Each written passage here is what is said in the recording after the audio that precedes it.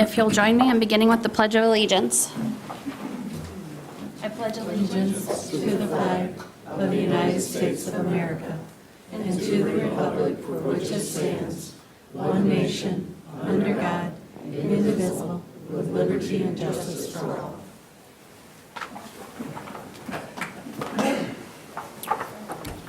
Okay, and we'll do roll call attendance. Certainly. M. Cortade. Here. Cook. Here. S. Cortade. Here. Bartlett. Yes. Lyle. Yes. Walters. And Friend. Here. Okay, we'll review the agenda. You have in front of you a regular agenda on a monthly basis. I will ask that we add a resolution that is on your desk that was at the request of the County Road Commission regarding Town Line Road. We can add that to item H under business. Do you want it to be number 7? No, it'll be 8H. Okay. And then, let's see, so we will have on our consent agenda for any conflict of interest is Live AE, Bayview, which are both water and sewer closeouts, the road naming of Geiger Road, ambulance purchase update, a striker maintenance agreement that is for ambulances, power cut loads, 2% tribal grant awards.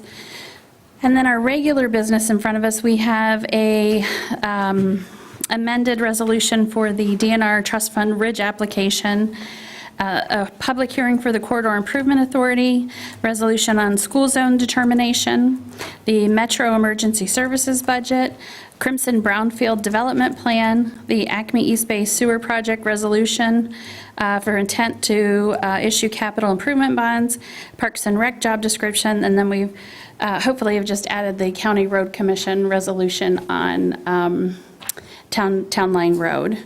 So with that, does anybody have a conflict of interest? Okay, hearing none. Is there approval of the agenda as amended? I'll make a motion to approve the agenda for August 11th, 2025 as amended. Support.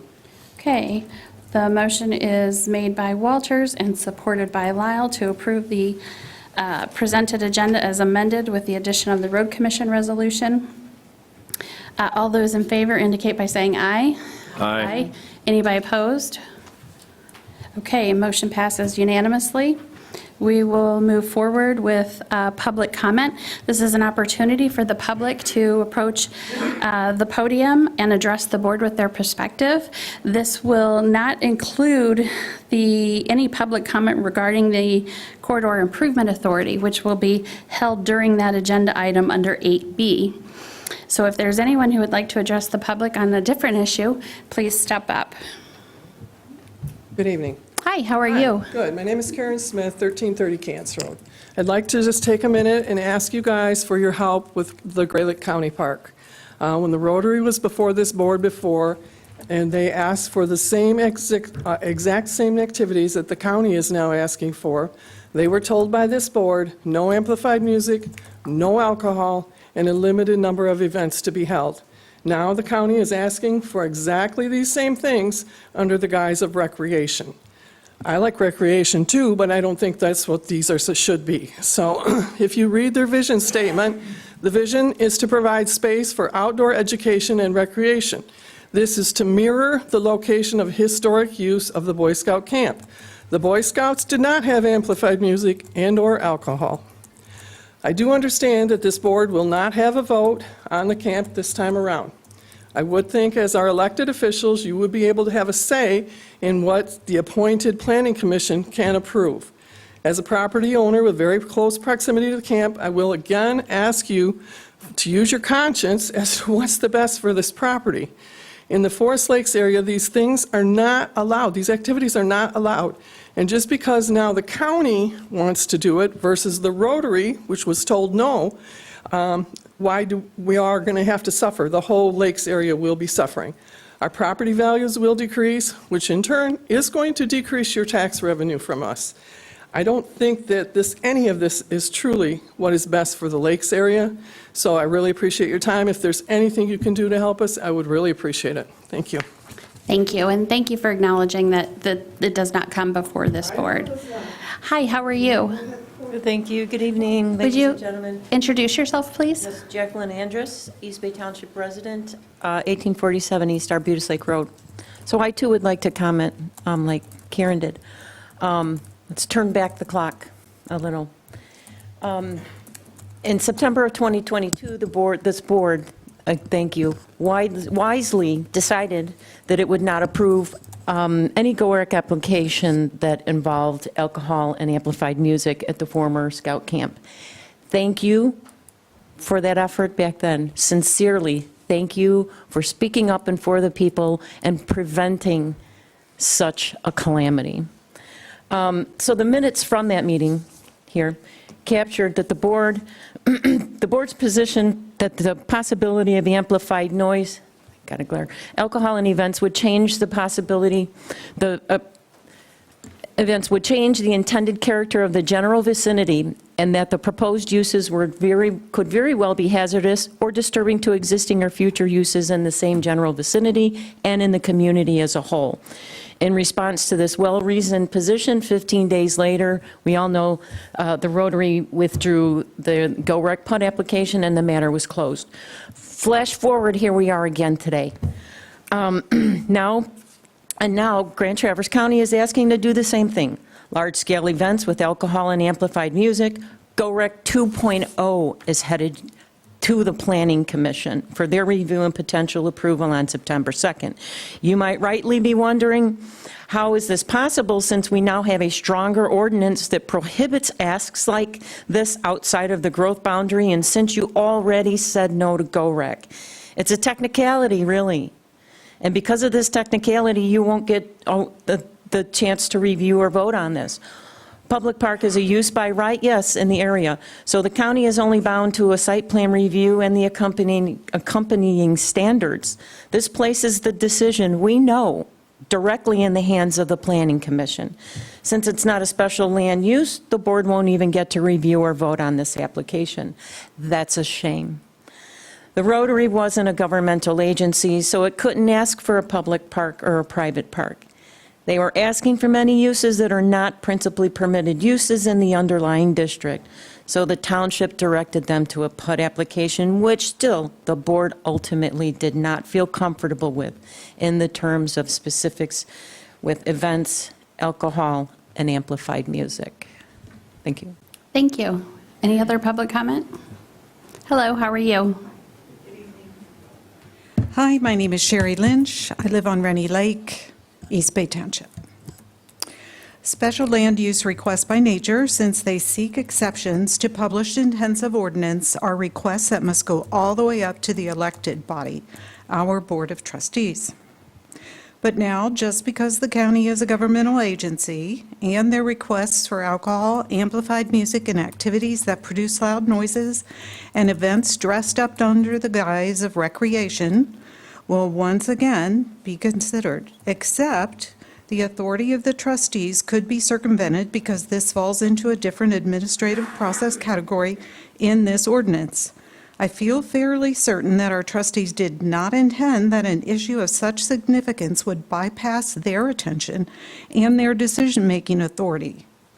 The risks and adverse effects of the county's contextually inappropriate activities planned for the GOREC property are the same as the Rotaries.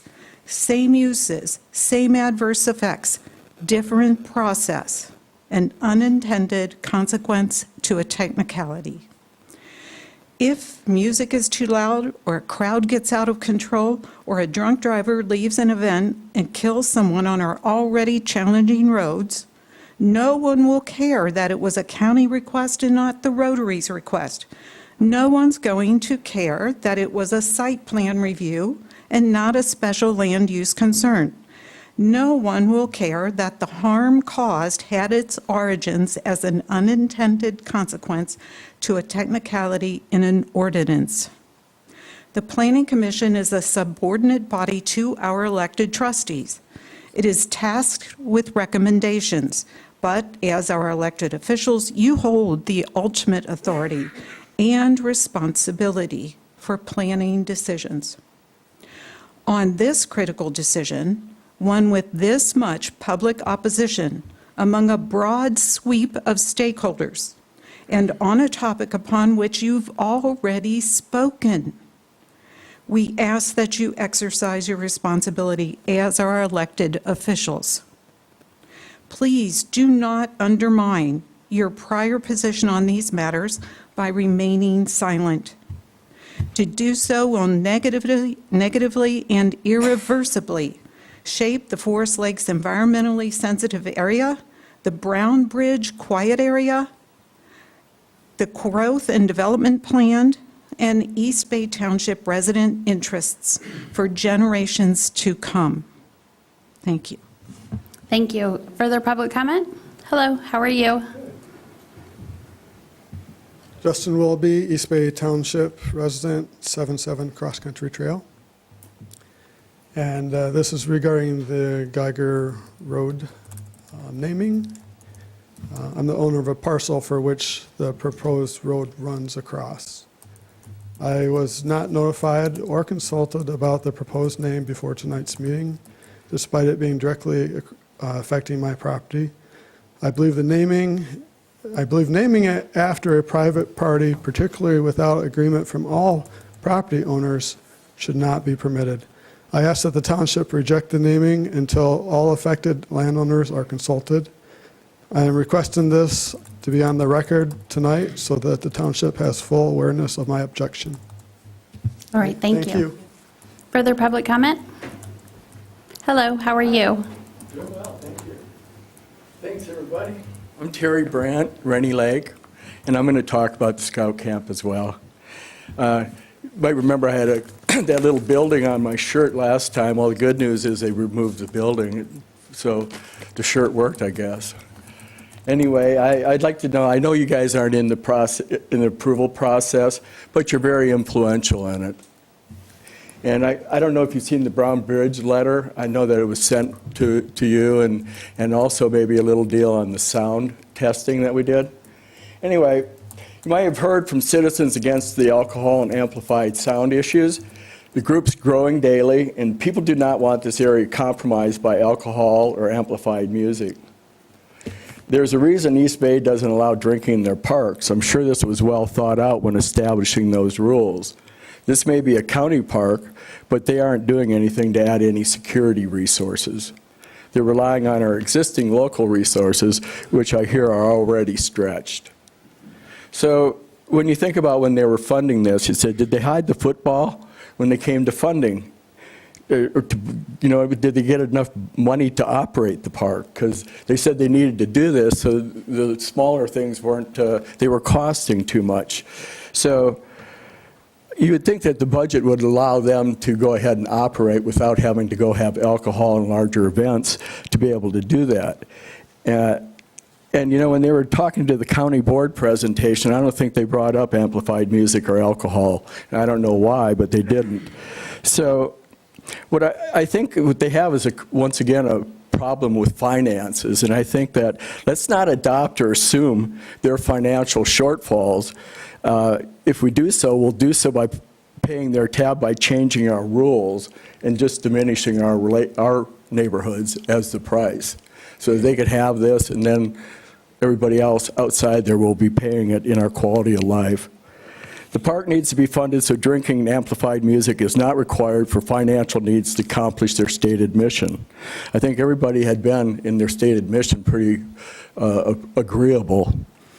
Do we really need to have concerts there? I don't think so. And we have grouse, duck, turkey hunting, as well as many other species. On state lands, we hunt many animals. Guess what we never hunt? Eagles, right? Eagles were protected in 1940 in the 60s and 70s. People got rid of DDT and paid attention to destructive eagle nesting habitat. What's this have to do with this? Well, for many of us, this park is the eagle of our parks.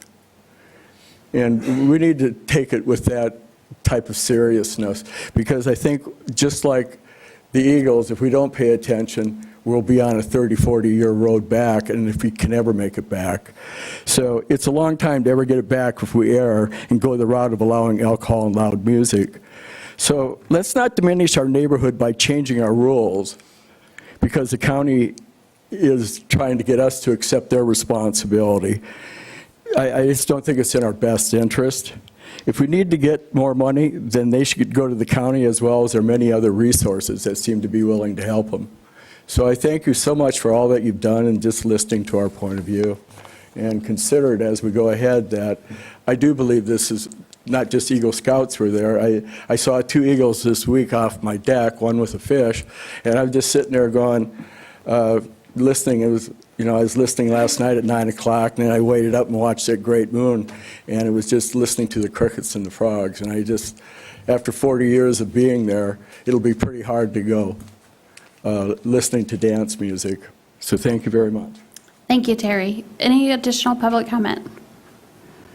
Hello, how are you? I'm well, thank you. How are you? Good. Meredith McComb. I'm a Traverse City resident, but I own property in East Bay Township. I'm here, I don't know if this is the right place to come, but I've written letters and called and visited.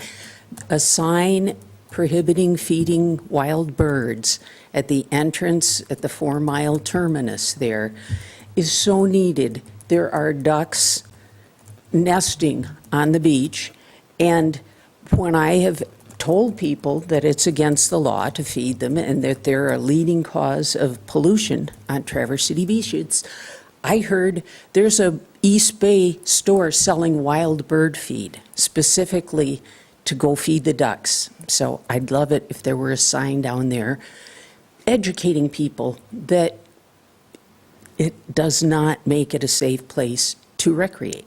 Thank you. Thank you. Additional public comment? And if there is anybody after this gentleman, please come up and go ahead and stand behind him, and that way we'll keep public comment moving. Thank you. Hello, how are you? Very good, thank you. My name is Jeff Geiger, East Bay Township resident for about 40 years. We would like to name our road, which accesses our 3 parcels, Geiger Road. We talked to folks here at the township. We also went down to GIS and worked with them at equalization. Michael Bears approved it.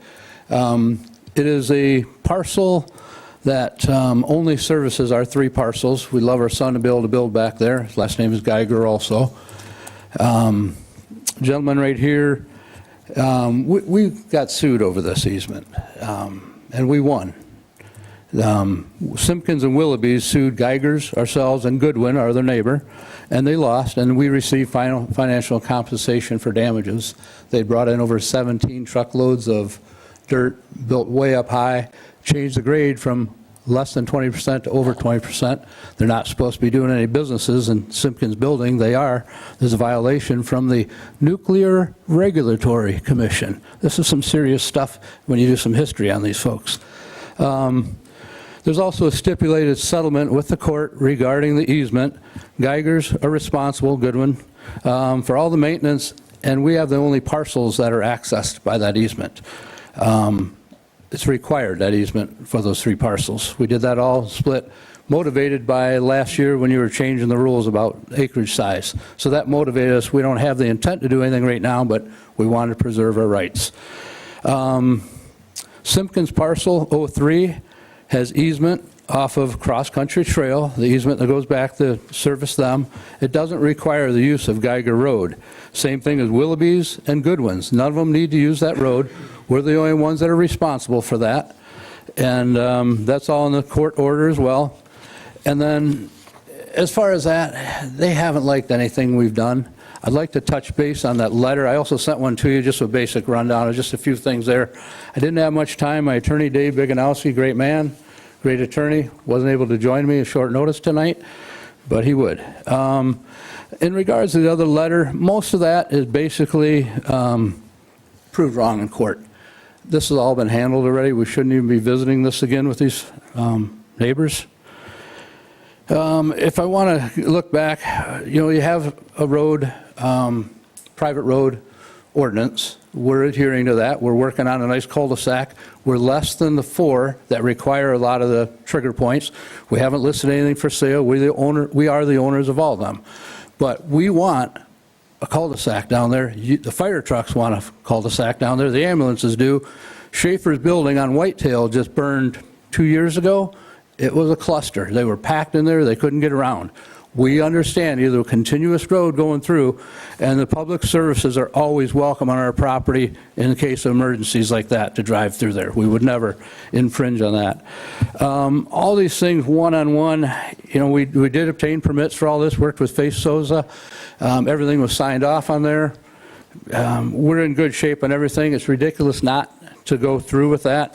Any of the questions you have on here, that letter that you received from Simpkins, she mentioned being threatened by me, her husband. As soon as my wife drives in her car, they have cameras all over.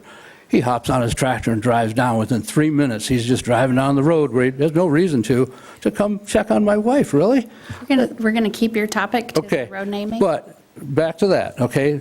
Also, during the depositions, it was proven that that was all false, all that has been settled in court. So it's crazy that we're even revisiting this or visiting this again. We've done our due diligence, including down at the lake when Bill Vandercook asked us to remove some pavement that was too close. We jumped right on that. We're very responsible township residents here. We do our part. When I had my companies, we donate a lot, but this is crazy. We're visiting. Please do approve that. You're not going to sell anything one way or the other with them. You're not going to make them like us. That's okay. But thank you all. I appreciate your time. Thank you. Thank you. Any additional public comment? Okay, saying no further public comment, we'll move forward with our agenda. The board does have correspondence and reports in front of them, and as well, you do have, I will mention real briefly, on the Geiger Road map, if you look at the map, it looks like a straight line. Actually, the road will come from the curve on cross country to make an L shape. So if you can see that, it just is right across here as well. I didn't know, Matt, are you guys, comes right across there. Okay. So just a clarification on that. Let's see. You do have in your correspondence the County Road Commission reports, also the Traverse Connect Business Growth Barometer survey results and quarterly update, treasurer's report, supervisor's meeting log, and then with the financial packet, you do have an update from the clerk, and that should be it in there. You did receive, as I mentioned, on your desk, you got over the weekend, the funds 206, 207, and 210, the budget per BSNA. So you do have those, and as well today, we've put on that road commission resolution, and then there was the updated information for the last agenda item, which was the Parks and Rec job description. So with that, does anyone have any questions on the correspondence and reports? Okay, we'll move to the consent agenda. And if you will go over the consent agenda, it begins on page 20. And if you could go over that, then we'll see if anybody would like anything removed.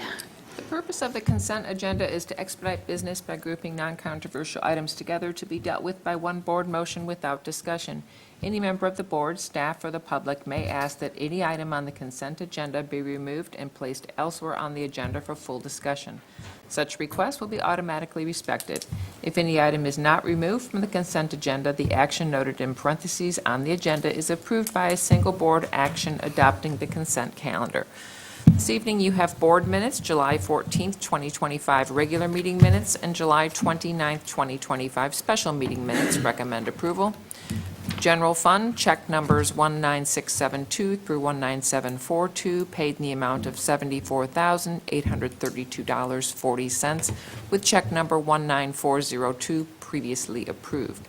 In the Emergency Fund, check numbers 5986 through 6009 were paid in the amount of $14,686.61. The Receiving Fund, check numbers 2986 through 2989 in the amount of $126,869.41.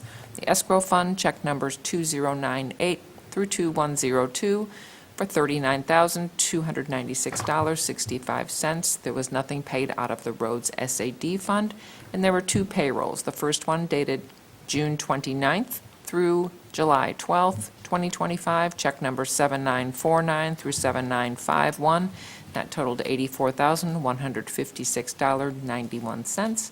And the payroll dated July 13th through July 26th, check number 7952 through 795, totaled $77,407.84. Total payroll, $161,564.75, and total amount paid, $417,280.28. There are no proposed budget adjustments, and there are 6 other items. The Live East Bay Phase 1 closeout, water and sewer. Bayview Phases 1 and 2, confirmation of closeout, water and sewer. Road naming of Geiger Road. Ambulance purchase update and amendment. Striker maintenance agreement, and the 2% tribal grant awards. Okay, very good, thank you. Can I just ask for clarification? Sure. Can you reread the emergency fund line, please? Sure, check numbers 5986 through 6009 for $14,686.61. We have $14,717.07. Okay, got that, 14,717.07. Must have grabbed that from somewhere. It's okay. Just Glenn, wanted to make sure, thank you. Glenn, did you have a clarification? Well, yeah, under the payroll, they only were 3 checks? Most everything is direct deposit. We have some Oh, okay. that do not receive that, and then also State of Michigan and Colonial are Okay. checks.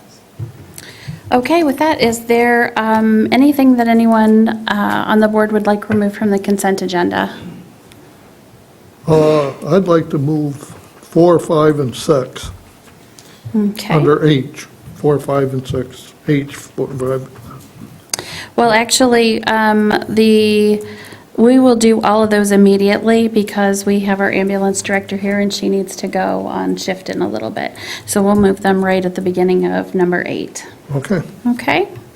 Anything else? 3. And 3, we will do item 3 after 4, 5, and 6. Okay, anything further? Okay, is there any member of the public that would like anything removed from the consent agenda? And the 3 items under H that are remaining are 1 and 2, which are water and sewer closeouts. Okay, seeing none, we'll bring that back to the board for a motion on the consent agenda without items 3, 4, 5, and 6. I'll make a motion to approve the consent agenda, removing items 3, 4, 5, and 6. Support. Okay, there is a motion by Walters and support by Cook to approve the agenda, approve the consent agenda without the items of the Geiger Road naming, the ambulance purchase update amendment, the striker maintenance agreement, and the 2% tribal grant awards. Is there further discussion? Okay, Ann, we'll do a roll call vote. Walters. Yes. Cook. Yes. M. Cortade. Yes. S. Cortade. Yes. Lyle. No. Bartlett. Yes. And Friend. Yes. Okay, with that, we will move to business before the Township Board, and we have the item 4, which is the ambulance purchase update amendment. And if someone has their fingers on what page that is. 41. Thank you, page 41. Okay, so, and Barb, if you want to step up to the podium here. This is the ambulance that we've purchased some time ago. They have come back with us with the final pricing, which they are allowed to do. As you read in here, there is quite a bit of an adjustment with the discounts that are offered through Ford. And so then you have the remaining items with the adjusted amount that will be due on delivery. We expect delivery in January-ish of 2026. So any specific questions regarding this? Okay. Anything further to add? No, just the chassis prices were subject to change, and with the inflation, we knew that that was going to be a little bit different, and then the government discount has been almost completely eliminated, which was the extra $3,400. And you'll see some other items in there on the EVP sheet, or EV Plus, which talks about like plus, these are all different things, the USB configuration, the grab rail, those are all things that Emergency Vehicles Plus goes through with Barb and make sure that it has the features that our paramedics and EMTs will use consistently. It makes it safer and more convenient for our staff when serving the public. So with that, is there a motion? The recommended motion is to revise the 6/12/2023 ambulance purchase approval from Emergency Vehicles Plus for $326,452 and approve the updated purchase amount to $338,332.30, authorizing the payment of the remaining due at the time of ambulance delivery. I'll make that motion. Is there Support. support? Okay, the motion is made by Escortate and supported by Lyle. Any further discussion? Just one quick question. Do they have a date of delivery or anywhere close to January 2026. in January? January. Again, these are about 2 to 3 years on back order when you go to do an ambulance, so it takes a bit. With any further discussion? I have a question. Sure. Can the price change again? No, we're getting pretty close now. When we ordered it, it was, as you can see, 2023, so quite some time ago.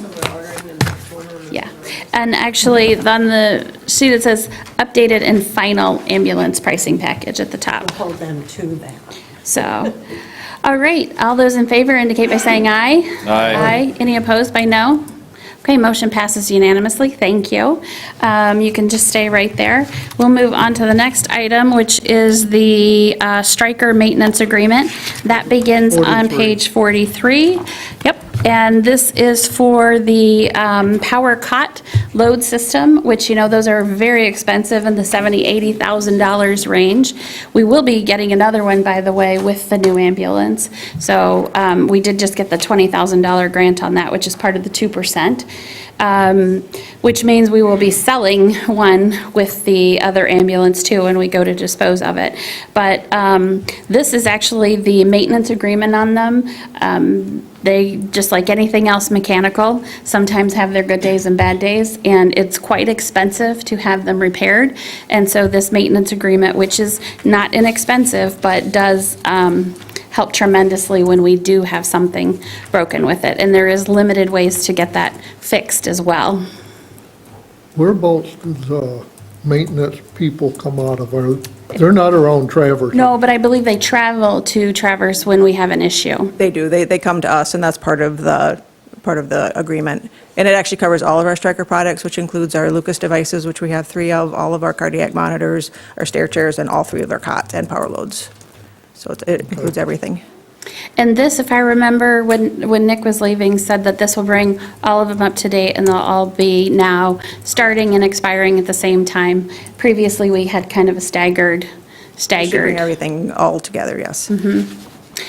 Okay, with that, if there are no other questions, is there a? Yep, go ahead. One real quick. Just curious, would assume that this is a renewal of an existing service contract? Yes. Do we know what our existing service contract? I was just curious what it went up by. Oh, I did not do the math on that, did you? Did not. I truly didn't do the math on that because quite frankly, we are a little bit at their At their mercy with that. Sure. I was just, Yeah, but I can get you that for, just so you'll have that information and so you know what we expect when we see this again in 3 years. and they'll, obviously, we're past the expiration date on the quote. Are they going to hold it to? They will. Okay. We have had that experience with them in the past. Okay. And also, we haven't had any service since the expiration of it until then. However, if we had, they would honor that with this agreement too. Okay. Okay, the motion is to approve the purchase of the striker maintenance contract for $11,320. Support that motion. Okay, I'll make it. all right, is there support? Okay, the motion is made by Escortate and supported by Walters. Any further discussion? All in favor indicate by saying aye. Aye. Any opposed, say no. Okay, and with that, it passes unanimously. Thank you very much. You might stick there one more second.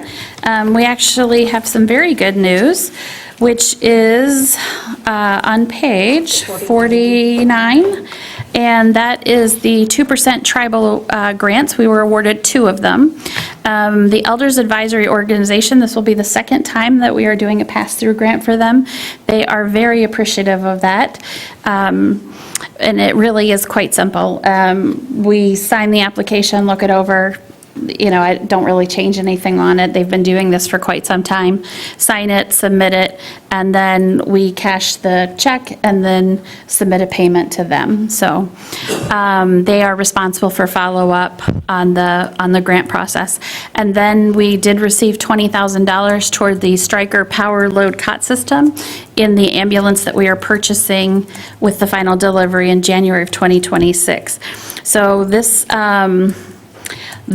motion approves us accepting both of those grants. Additionally, with the Elders Advisory Organization, it authorizes payment to that organization the same amount as the grant. And for the COT system, it does authorize the ordering of the delivery for the new ambulance. We need to order that by October 1st. Correct, because that's when the price is going to go up. Right. We don't want to hit their pricing change. And so that is what is entailed in this agenda item. Are there questions, or is there a motion? Question? No. We got to make a motion. Accept 2% tribal grant awards. And everything else there too, right? Okay, I'll repeat that. Motion is by Lyle, support by Bartlett to accept the 2% tribal grants of $27,087.60 on behalf of the Elders Advisory Organization and authorize payment to the organization of the same amount, and to accept the 2% tribal grant of $20,000 for the COT system and authorize the ordering of the system for delivery with the new ambulance purchase arriving in early 2026. Is there further discussion? Okay, all those in favor indicate by saying aye. Aye. Aye. Any opposed? Motion passes unanimously. Thank you very much for being here. I know you've got to get over to the ambulance, so we appreciate you stopping here this morning, or this evening. This morning. Been a day. Been a day. Okay. With that, we will move on to the Geiger Road naming, which is item number 3, and I believe that was Matt Cook who had asked for that to be pulled off. Matt, what were your questions? Well, 2, really. Since I've been on this board, we've had road naming typically associated with new development, so it's been driven by usually a singular party. I think we've had some renamings, but generally they're pretty vanilla. I don't know that we've come across one, at least in my time on this board, where it's somewhat controversial. And I don't know, I just see that there's, looking at this map, there's cross-country trail, and then we're going to deviate from that and rename a road that's, I don't know what that is, if that's 1,000 feet long or what, that has some controversy around it if we're doing the decision justice by, making the change. Albeit understand that there's a process to this, and sounds like, at least according to the documentation here, that process with the equalization board's been gone through and approved, and this is just a formality for us to approve it. So, yeah, I just wanted to bring it up and not leave it on the consent agenda and Sure. share my thoughts. Yeah, sounds good. Any other comments on this? If I may. Sure. To maybe shed some light to, when the zoning was changing, it appears as though that was all one parcel that got divided to allow additional building, but there was no access. So they are landlocked unless a roadway, an easement happens on those. I'm looking towards what the Grand Traverse County GIS, the road naming doesn't find an issue with it. It hasn't been an issue for 911 dispatch. I think it's extremely unfortunate that there is some neighbor history. I am not discrediting any of that.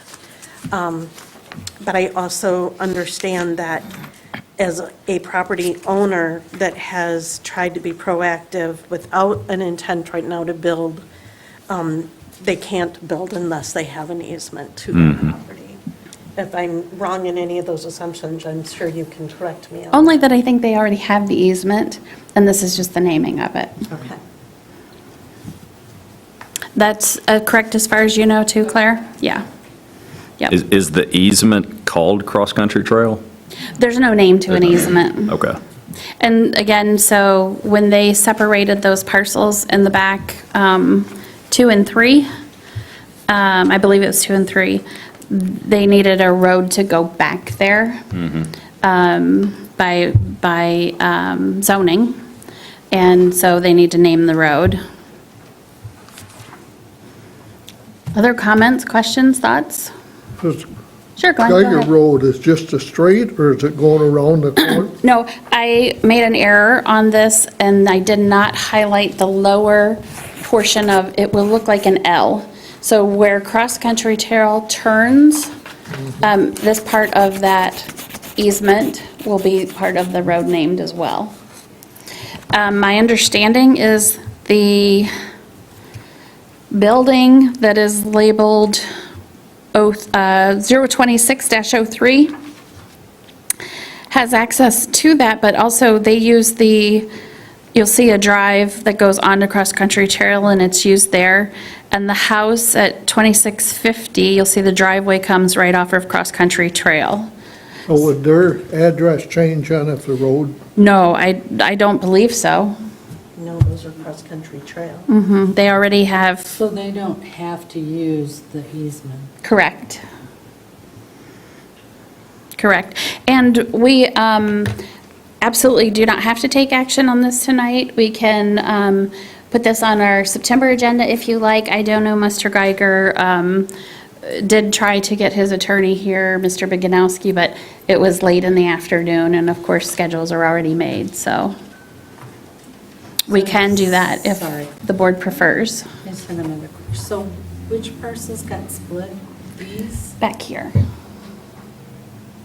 Oh, here. Mm-hmm. Yep. So 1, 2, and 3 got split. Are the 3 parcels that are served with that easement, and which now needs a road. It looked like there was another easement here. I'm sorry, I didn't know this was an issue. Yep. Till today, I would have asked. Mr. Geiger, do you mind making a clarification? Yes. Or maybe Claire knows as well, too. What I understood was 27-02, 27-03 were the 2 lots that were created. It was originally 60, 61, and 70, and let's see if I have that with me here. Can I take them up? Yeah, you can, Yeah, it was 01, 02, and 03. correct. That is correct. Okay, thank you. Is there an easement coming off of Whitetail along? There is not. There's Okay. not one off of Whitetail. There is another easement, Lake Chandler Drive, you see on your map. And that's Chandler Lake. I don't know why it's called Lake Chandler. It's kind of confusing. We sure don't want to be cross-country trail because getting ambulances and such back, we don't want that confusion. We want a different name. So we don't, and it wouldn't be part of cross-country trail. There's 3 separate easements back there. Lake Chandler Drive is one easement, cross-country trail is a separate easement, and our Geiger Road is a 3rd easement. And the parcels up there that you're looking at it, Simpkins, Willoughby's, Goodwins, they all have other access. And off of cross-country, they have addresses off of cross-country. It's a no-brainer because they don't have any need for that. Does this road not exist? Whitetail Drive? Yeah. There's a fence along the whole thing, and we don't have easement from that onto our properties. Whitetail Drive services about 5 or 6 properties to the north of it. And that's a keyhole, 66 foot wide, when they used to allow keyholing. I know a lot about this real estate back there that I really didn't want to learn. This easement that you're showing on the orange, has that got a name already or not? No. Easement in question? No. Okay. Easements don't have a name, so to speak. It's just a document that has the legal description. Yeah, just following everything according to the township ordinances that you have there. I have a copy of that with me too. I'm guessing you're all pretty familiar with it. But now, if he were to use the lots that he has split to be developed, he would need a road access to them, and that's where Geiger Road comes in. And when it gets to those 3 parcels, Mitchell Associates have already did all the stuff. Ryan signed off on everything on those, and there's an easement going to each of those 3 parcels off of that Geiger Road easement. And the cul-de-sac for fire and safety, according to the East Bay Township stuff, they like to have a 60-foot wide cul-de-sac, and that's being constructed right now. So, and I've got all the permits from it, from faith and soil erosion. It's been going on for 3 years. We've worked with these folks. They've walked out of litigation 3 times. Finally, they went to court.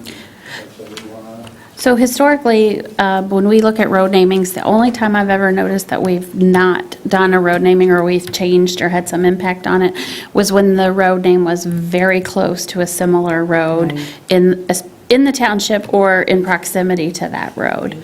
Beyond that, I don't think we've even had an impact. Even when the one gentleman was naming the road after his daughter and had to call his wife for the correct spelling. I don't know if any of you guys remember that one, but it was pretty funny. It is, if we have a choice, kind of time sensitive. We've been waiting to do something with our property for over 3 years. And we have a parcel, the lakefront parcel, that's not serviced by this, it's serviced by Cross Country Trail. We have that listed with Mark Hagan. We'd like to make some decisions moving forward. We just see that the GIS and the equalization has made the splits and it showed up. Now we get the addresses that go with each of those individual ones. We continue with bringing our power in. We can do what we've been waiting for so long. So we really would like to get this out of the way. Oh, thank you. If at all possible. I appreciate it. Sure, thank you for the clarification. I believe staff has a comment. Claire? Good evening. I was just going to make one additional kind of clarification that at the time that Mr. Geiger's ready to get any land use permits for any of those parcels, then all the engineering to private road standards would need to be done. Wade Trim would review it, issue land use permit. So that would be kind of the planning and zoning step with that would be all of the design. So that would happen separately from the road name. Thank you. And they would have to meet those standards the whole distance, right? Yep, exactly. Mhm. Okay. Okay, what is the board's pleasure? Would they like to hold on this until September and bring it back before the board, or would a motion be submitted? I'll make the motion to accept Geiger Road as the name for the easement. Is there support for that? I'll support it just because I know that the planning commission has to put their stamp of approval on the road fixes when they go to, Oh, when they go, when Yeah. what Claire was talking about, okay, planning and zoning, not planning commission, planning and zoning. yes. Yeah, sorry. nope, that's okay, that's good, threw me off for a second. No, sir, not, oh, I'm sorry, you were the neighbor. Yes, please. I thought you were just a member of the general public. Yep. Mr. Geiger made one misstatement saying that my property has access on Cross Country Trail. If I were to split my property in half, it would only be accessible by the road that he wants to name. Which property is yours? It is 77 Cross Country Trail. 77? Yeah, it's the, Okay. And you own this parcel, 77, and also the one across from it? I own this one, so if it were This to be one. split, yeah, I would only have access, I would only have access to the easement. Okay. Are there allowable splits on your property? Yeah, you can do 1 acre splits, so I have almost 3 acres, so it could be split once if I wanted. But I'm just wondering, because the house sits Yeah, right in the middle. I'm wondering how Well, 3 you would acres, split it. but 2 and 3, Do you have access to that easement? I believe so, I'd have, Okay. yeah, Okay, so any split would have access to that easement? right. Okay. Again, it goes across my property, so it seems like me and my neighbor who share the easement should have there should be some agreement among all the neighbors, including my. I don't disagree with you. I don't know how the rest of the board feels, but I don't disagree with him that I would love for neighbors to come to some mutually agreeable conclusion. It doesn't sound like there has been a lot of mutual agreement there, and But the easement already exists on your property. It's We're not, already in your the deed. easement is not being disputed, it's the name of the future road. Okay, thank you. Yes, thank you. Thank you. Clarify one thing. Sure, what's that?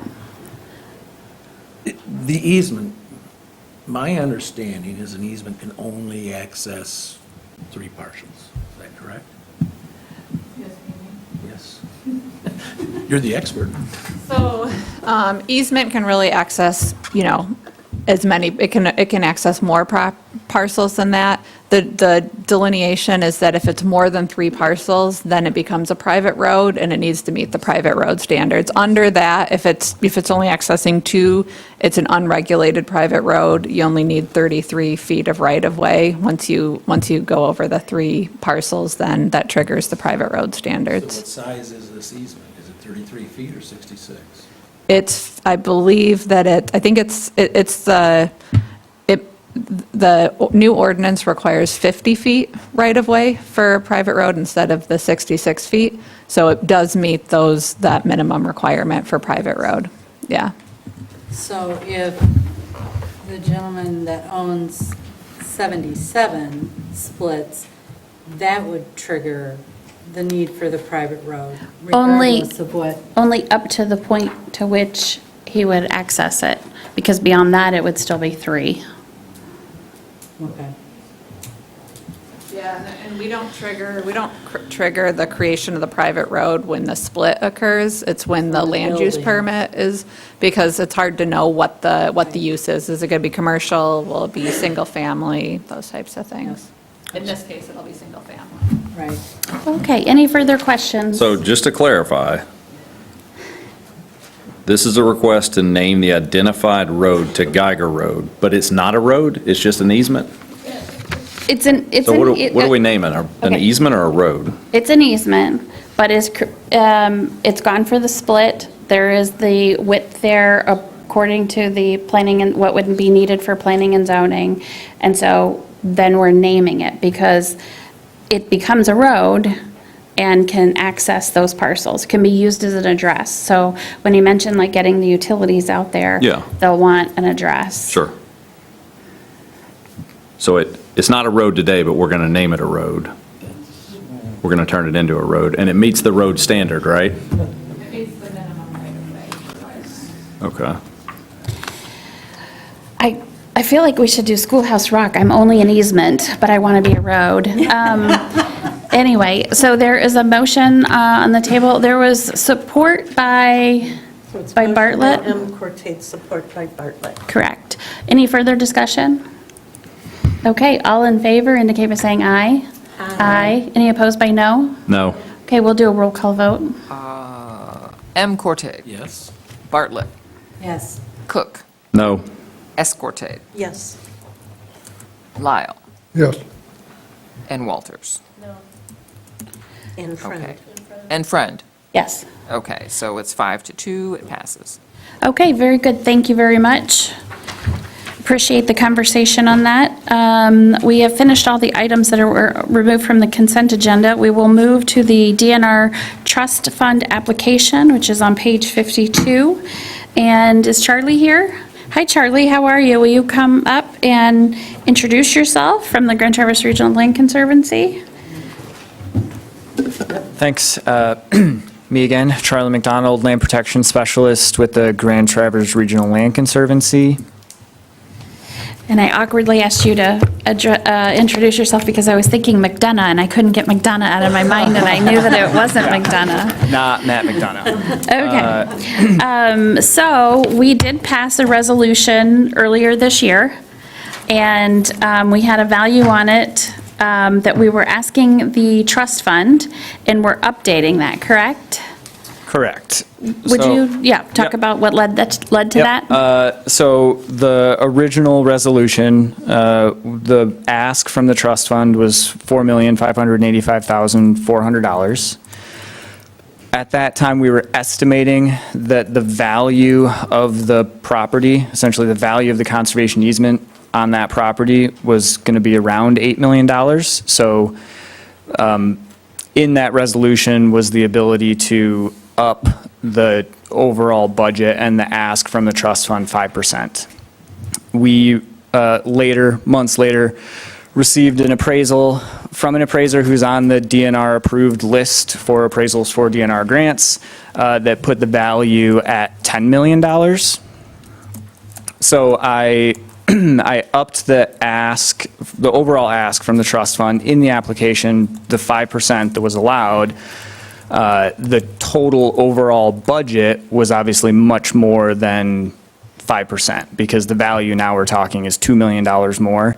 So essentially, the ask right now is to take the total overall budget from 8 million something to 10,088,600, and that will allow the Grand Traverse Regional Land Conservancy to contribute more match in the grant. So that additional $2 million that we are over what our estimate was, that will be contributed value of land as match for the grant.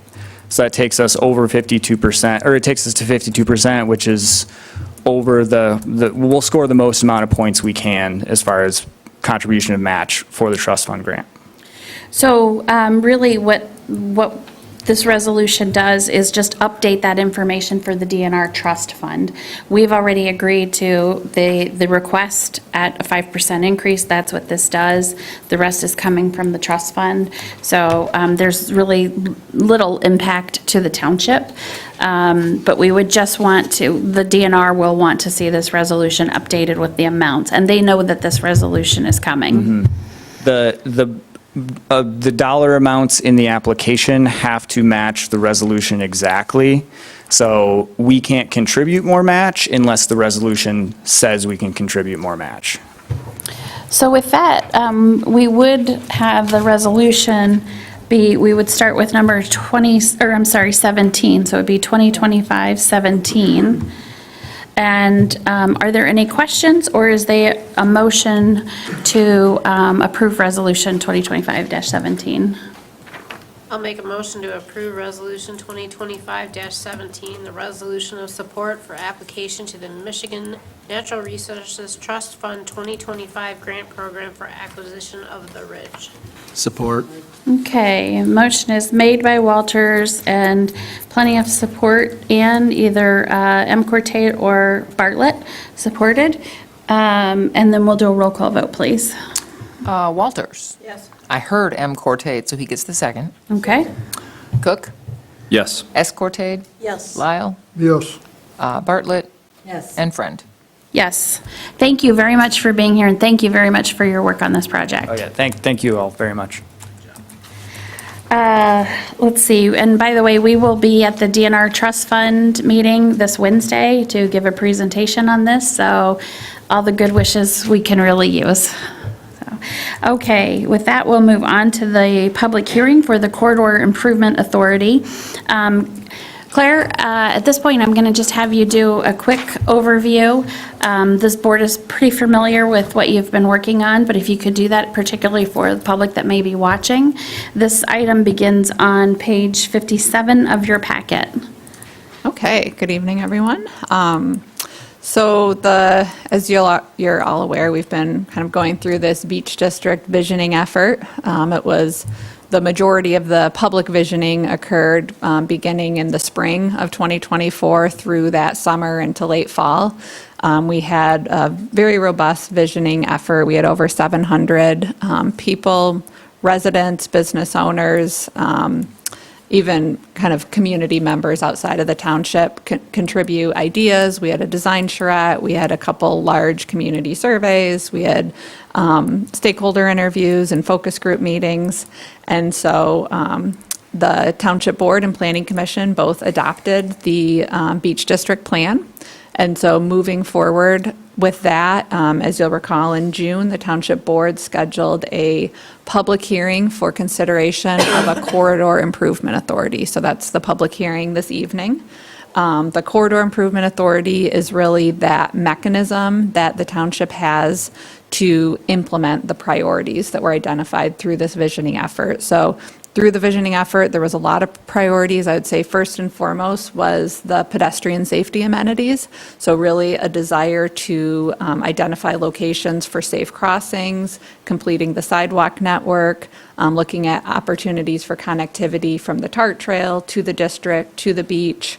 So there was really a lot of public infrastructure investments that were identified through the visioning effort. So the public hearing is this evening. We're not looking for any action this evening. It's really an opportunity to hear from the public. And we've had, so far, quite a bit of public input just with this Corridor Improvement Authority process. We had a public open house, 2 public open houses a couple weeks 2 weeks ago in July 30th here at the Township Hall as well as at Hopscotch. We heard a lot. I have some of the themes. So we heard a lot of desire for lowering the speed limit, support for sidewalks, continued maintenance, including snow plowing and edging, heated sidewalks, making them wide enough for walkers and bikers. We did have a number of comments related to the sidewalk along the residential portion on the north side of the sidewalk, kind of a desire for not having sidewalks along that just strictly residential portion. I would say related to that, that's going to be, if we do put sidewalks in there, I'd say that's very long-term. It would require burying utility lines or moving utility lines, because right now there's really no space within that existing public right-of-way. So we wouldn't be looking to put them on public or private property, and right now there's no room within the existing public right-of-way. So additional desire for additional crossings, whether that's tunnel, bridge, or at-grade crossing, but really a huge desire for more safe crossings, as well as kind of desire for year-round businesses, restaurants, those types of things.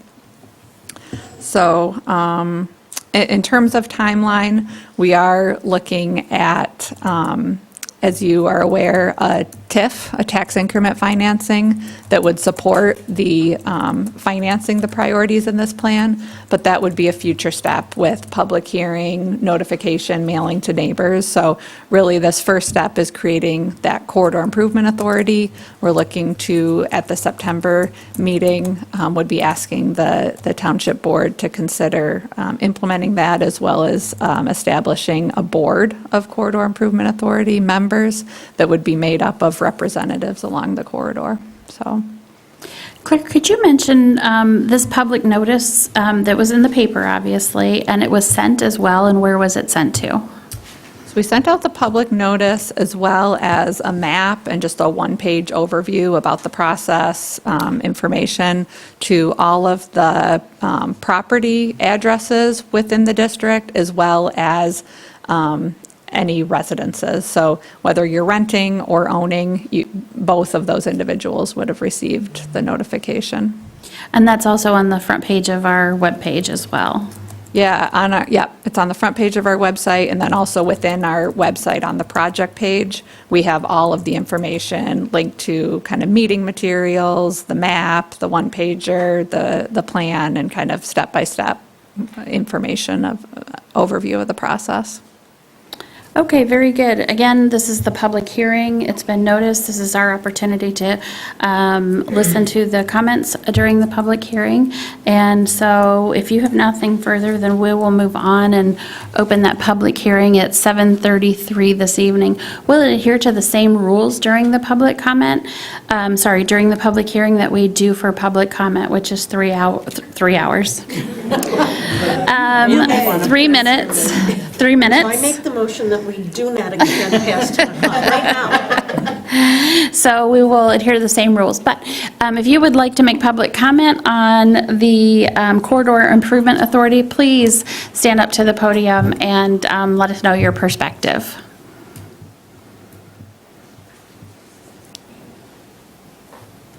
Hi, how are you? Great. And I'll ask anybody else who's next to just come up and stand behind this gentleman, and then we'll keep things rolling. My name's Dave Lindstrom. I'm a resident at 807 Munson. I did not have the schedule compliance to make the prior hearings. Limit my comments to goal 2 and 3. planted medians would be a real problem for the residents where traffic backs up all the way westbound to Tom's or Avenue B. So I don't know where the planned medians are planned, but crossing traffic there when it's backed up would be a real headache and a hazard. My comment relative to the sidewalks is to echo what Claire said, the residential area on the water side or the north side, there's really no room there. And disposing of snow in that area would be a nightmare. People don't use the existing sidewalk on the other side to a high degree. They walk on the road or they ride their bikes on the road. That's a hazard. This won't fix that. And I don't think the need for sidewalks there exist on that residential side. Those of us that want to head to the TART trail down Avenue E, Avenue D, Avenue C, Avenue B, and other than playing Frogger across Munson, so slowing down speed limits would be great. That's my comments. Thank you. Well, thank you. The next up for public comment. Hello, how are you? Oh, be careful there. Tim Olson, 3527 Manchester Road. I'm a retired project manager and military construction project manager. I have almost 18,000 hours between 3 Mile and 4 Mile Road over the last 18 years. And my questions are a few observations. One, US 31, the businesses are there, pay a lot of money in property taxes. They certainly deserve to have some of that money put back into the corridor. However, as citizens of East Bay Township, we also sacrifice a lot for that corridor. We put up with the traffic. We give up our emergency services to the people that are at the hotels. We have utilities that are used by those folks. So I understand that they would like some of their investment back from their property taxes, but I do not understand how we could make a commitment to 10, 20, or 30 years of excess taxes, excess property taxes. It's my understanding that every year that the taxes go up, the base tax stays with the community. The extra tax goes straight back to the corridor. And my second question is, what is the long-term plan for US 31? I hear that there's, our concern is traffic. Our concern is pedestrians. Why then is the entire plan, the Corridor Improvement Authority, based on bringing more traffic and more pedestrians onto a US highway? If you're going to put a pier down there and you don't have a lot of parking, that means you have people walking across the street. If you put in food trucks and you don't have parking, that means people are walking across the street. US 31 is a United States highway. I got to know what our plan is. I know about the 80% rule with the state of Michigan, with the state police. 80% of the people that are driving on that road, that's what determines the speed limit. What I feel East Bay is trying to do is throw as many obstacles out in front of these cars as they can to lower the speed limit. And I just think that somebody is going to get killed on that road. And I've been there several times when people have been in very close accidents on that stretch. I just don't think that we should be committing to giving that kind of money away for that amount of time. Thank you. Thank you, Tim. Next. Hi, how are you doing?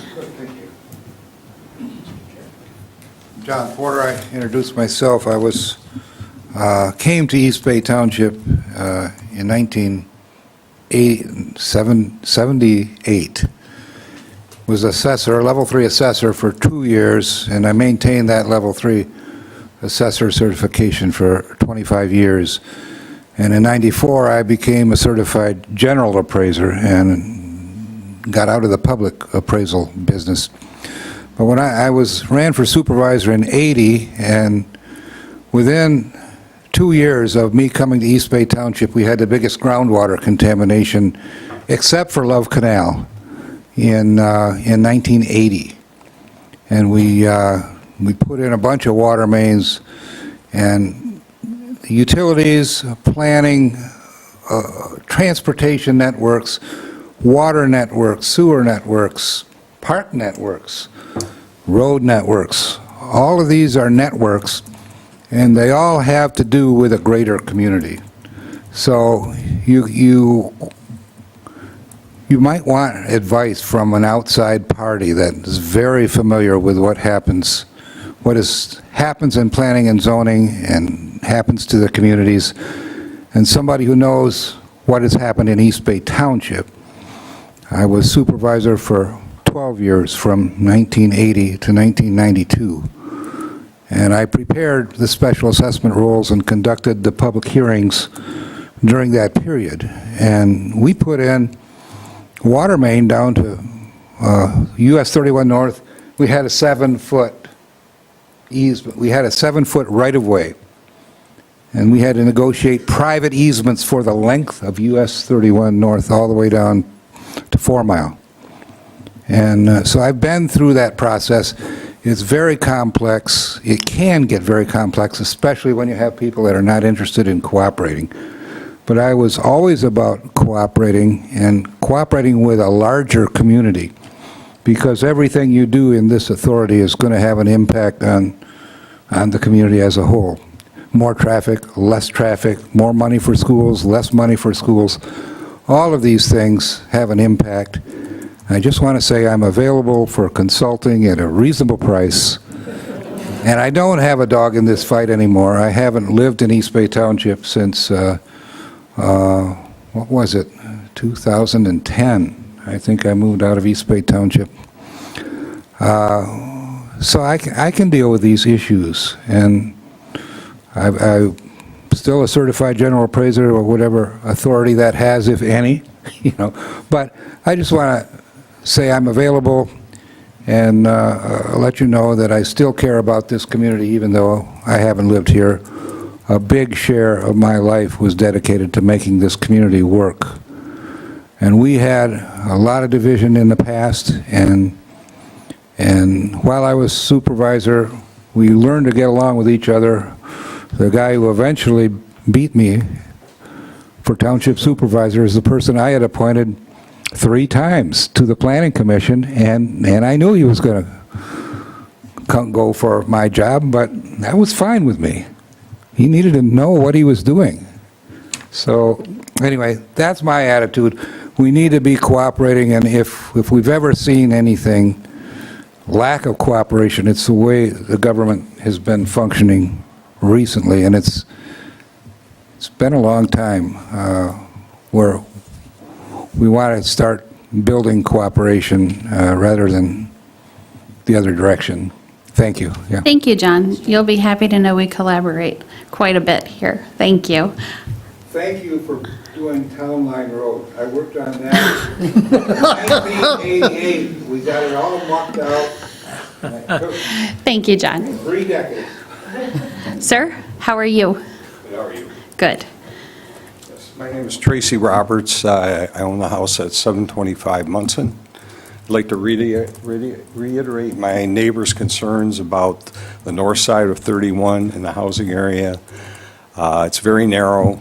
A lot of landscape trees will have to come out, even though it may be 10, 15, 20 years.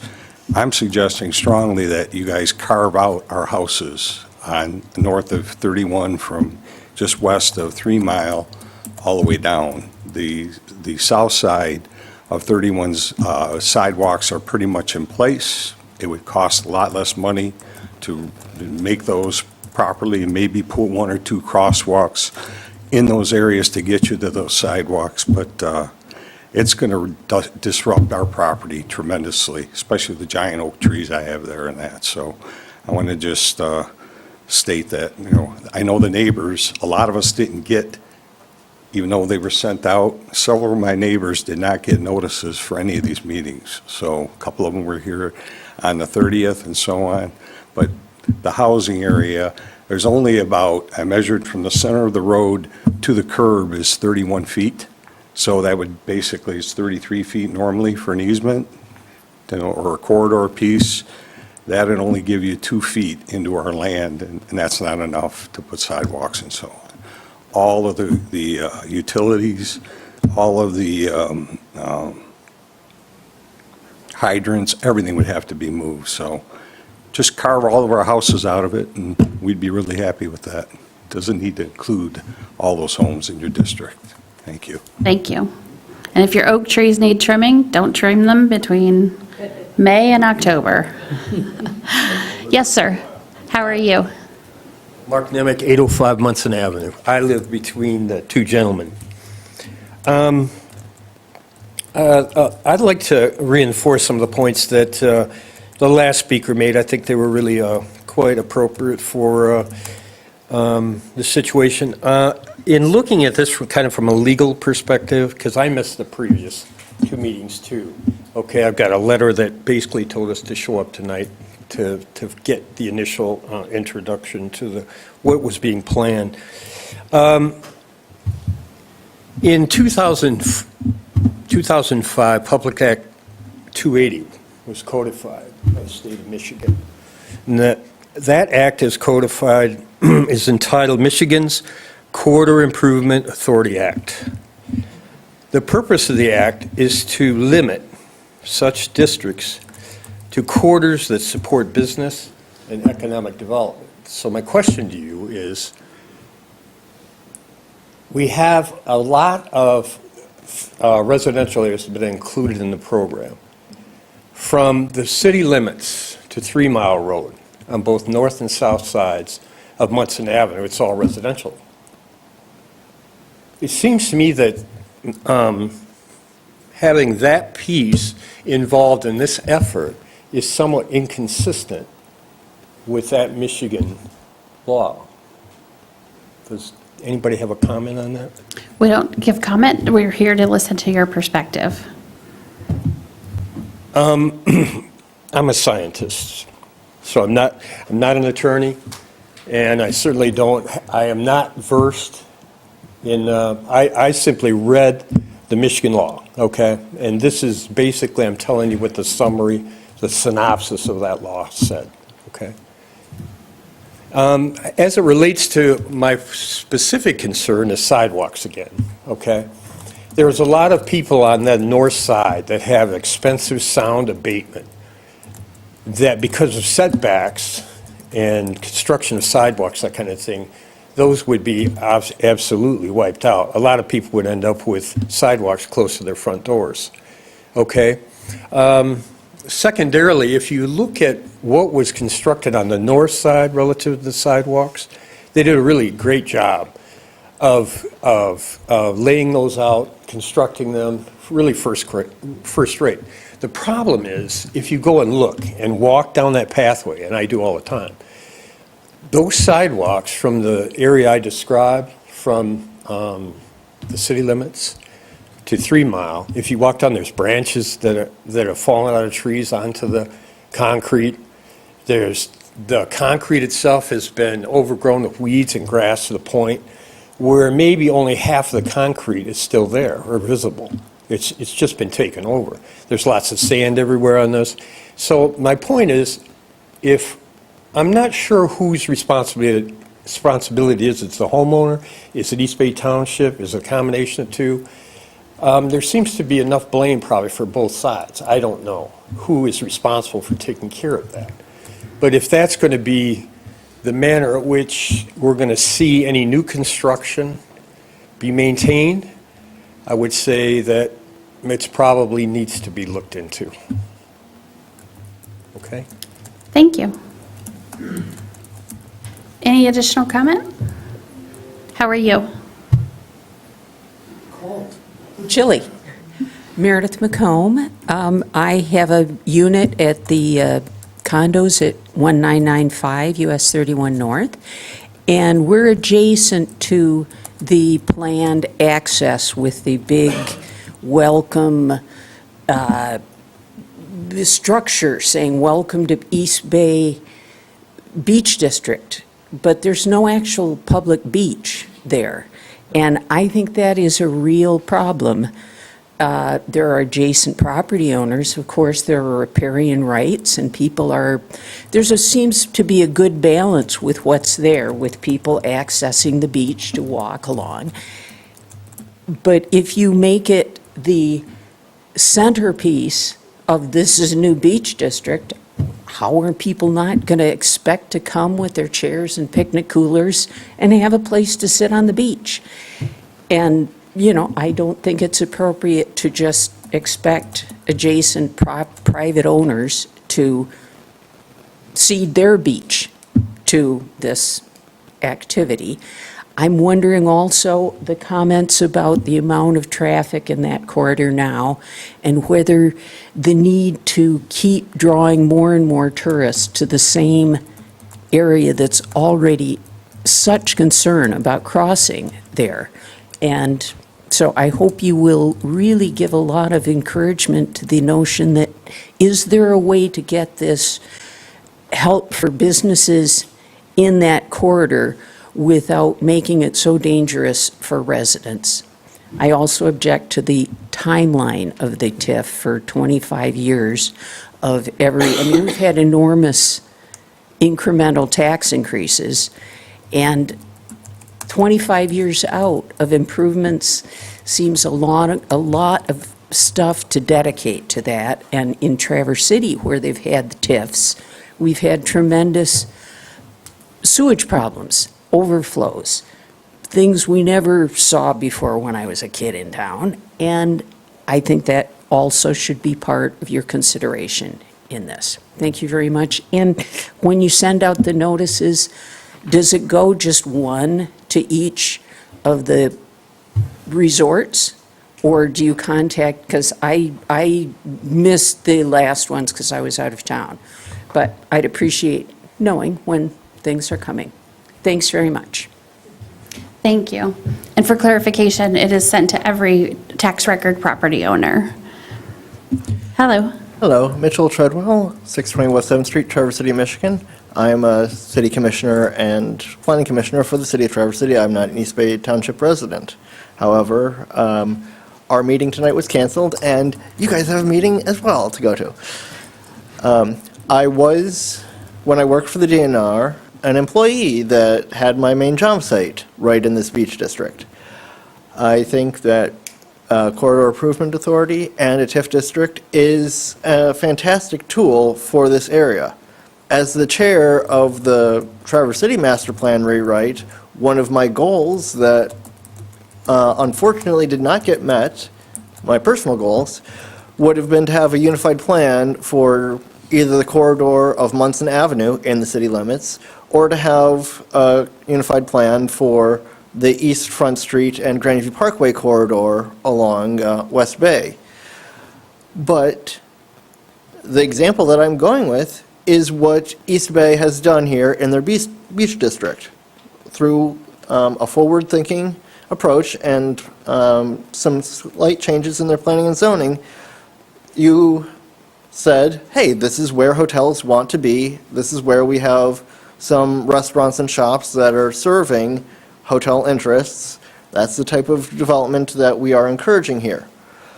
A TIF and a corridor improvement plan can help that process along, but also can serve to provide the amenities in terms of greater pedestrian infrastructure that is needed when you have all those many hotel goers in one place, when you have only a limited number of bus stops, because many of the people that are staying in our Bayfront hotels are riding the Bay Line to and from downtown during Cherry Festival, during other times.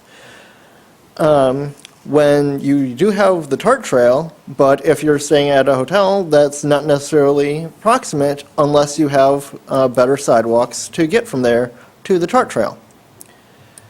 I would like to point out, in appreciation of the residents on Munson, that TIF and corridor improvement authorities are primarily for areas that are largely commercial in character and will see significant economic development, or have recently seen economic development. The East Bay Beach District certainly meets that criteria if you're primarily looking east of 3 Mile. West of 3 Mile, where it is single-family residential on both north and south sides of the road, you have limited opportunity to capture additional increase in tax value compared to building a new hotel next to the state park, for example. So it seems, from my perspective, that those sections that are residential in character west of 3 Mile are not appropriate for a for a corridor improvement authority or for a TIF district. However, I would love to see more improvements in the area that is primarily commercial in character, largely to the east of 3 Mile.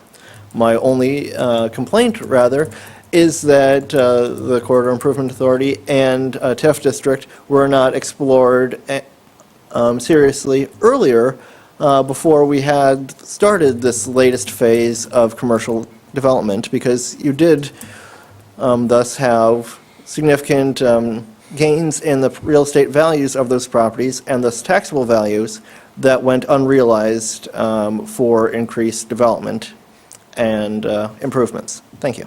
Thank you. Any additional public comment during this public hearing?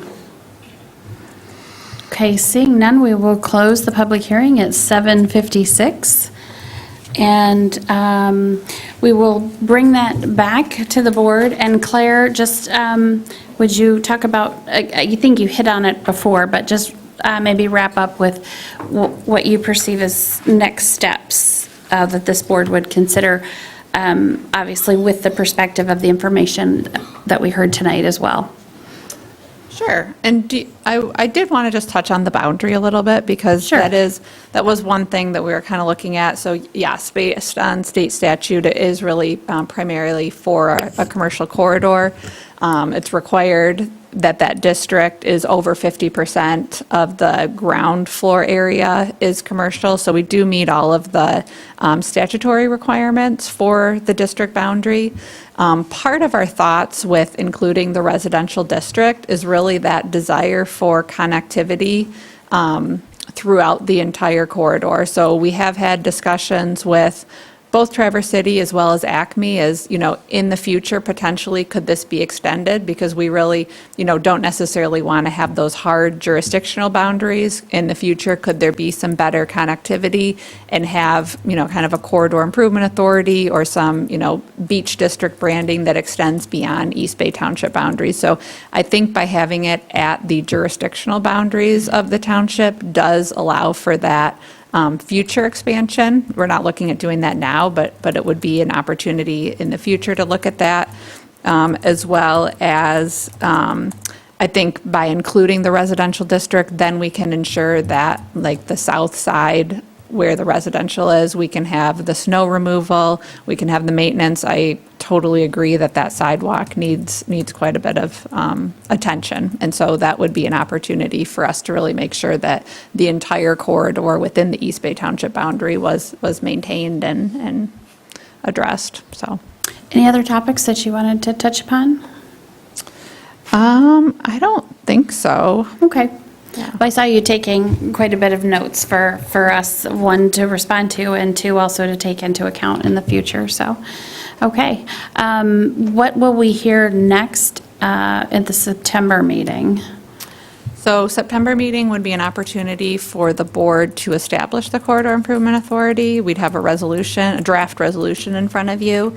We will also likely have a list of potential Corridor Improvement Authority board members, and that would be based on those individuals that have expressed interest in serving on the board. As you know, we have an implementation team that has been meeting bi-monthly for the last over a year. I think we're at about a year and a half now, that have been kind of helping guide the public visioning process. It's made up of a lot of business owners, property owners.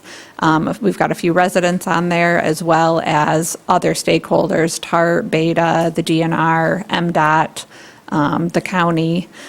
So we would be we'll reconvene with the implementation team on September 3rd, and would be looking for them to make a recommendation to the township board on the makeup of the Corridor Improvement Authority Board. We've been kind of sent out a call for those interested board members, and we're also going to have something posted on our website so that we can really kind of cast a broad net of those individuals who would be interested in serving on the board.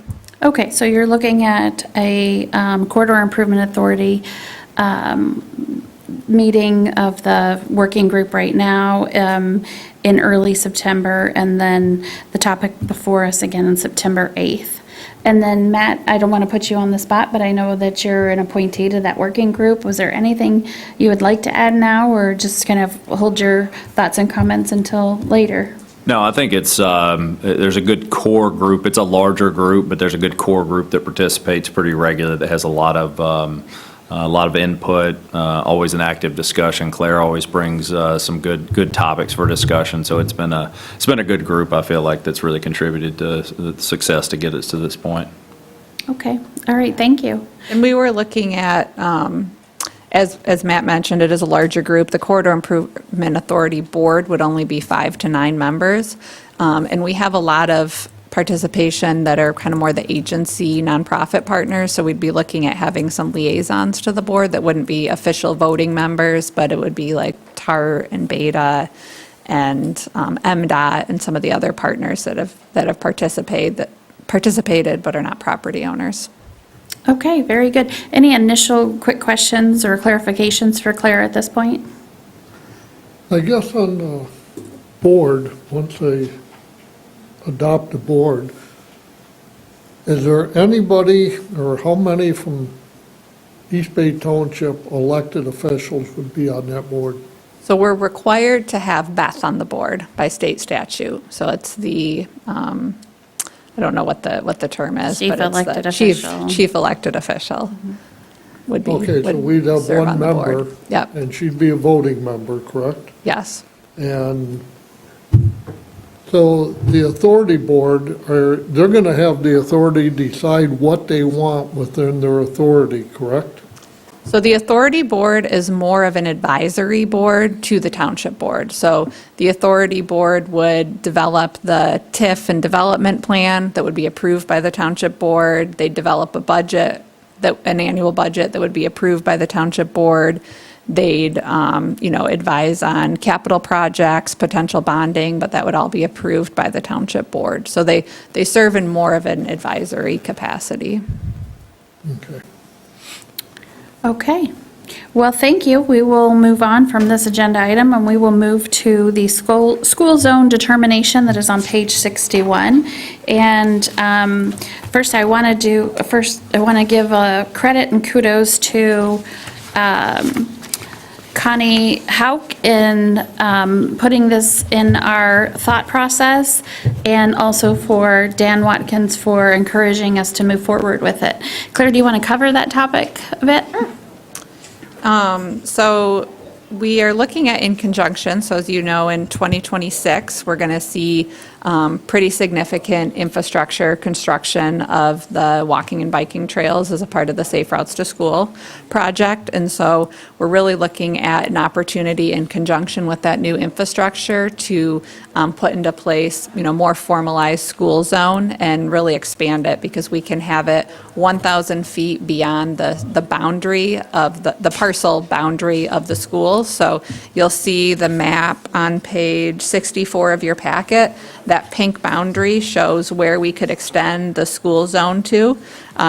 You'll see there's a lot of roads that are included in that. We're really just looking at extending the school zone along 3 Mile Road, north and south, as well as along Hammond Road, east and west.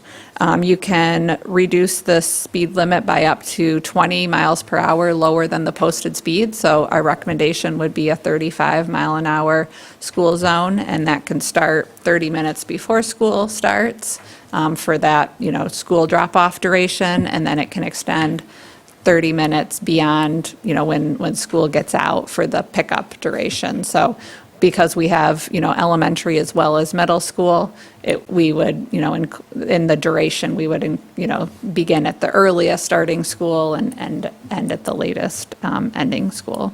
So in terms of the process, we also would need to seek resolution support from each of the superintendents of the 3 school districts. So that would be Grand Traverse Academy, TCAPS, and GTACs. We would need, formal requests from them to MDOT and Michigan State Police. We're also looking to bring this to the Grand Traverse County Road Commission, which just sounds like there is support, which is great. And then I understanding and reading this, this document that's included in your packet is that the final determination would be made by MDOT and the Michigan State Police. And there's a very detailed handbook that kind of walks through kind of the engineering as well as the policy considerations. And while it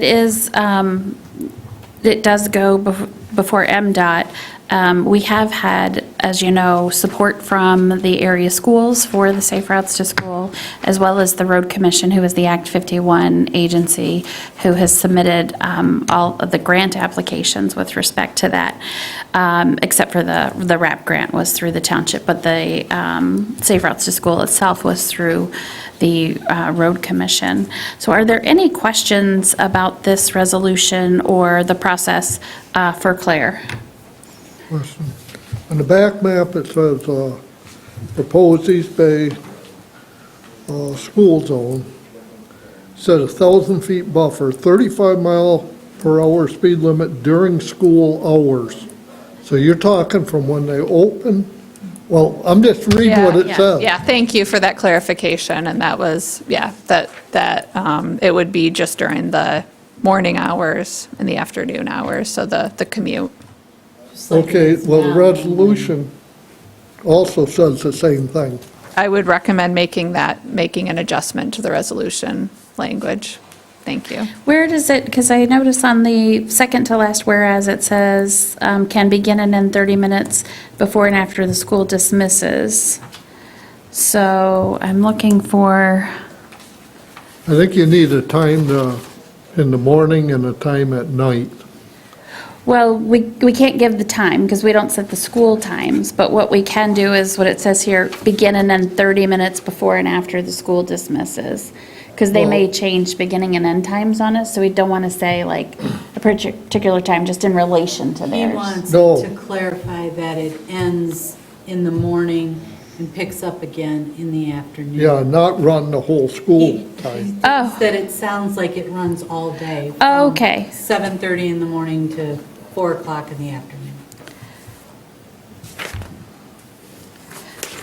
See, I don't read it that way. Can begin and end. And I don't know what That's school before. times are, believe me, but usually that's what you see, I know, is Yeah. between this time and this So time just- in the morning, just a- and yeah. then, Clarify that there would be a Yes. gap. It only addresses dismisses, when school dismisses, before and after school dismisses, Yeah, I think it, not the morning window.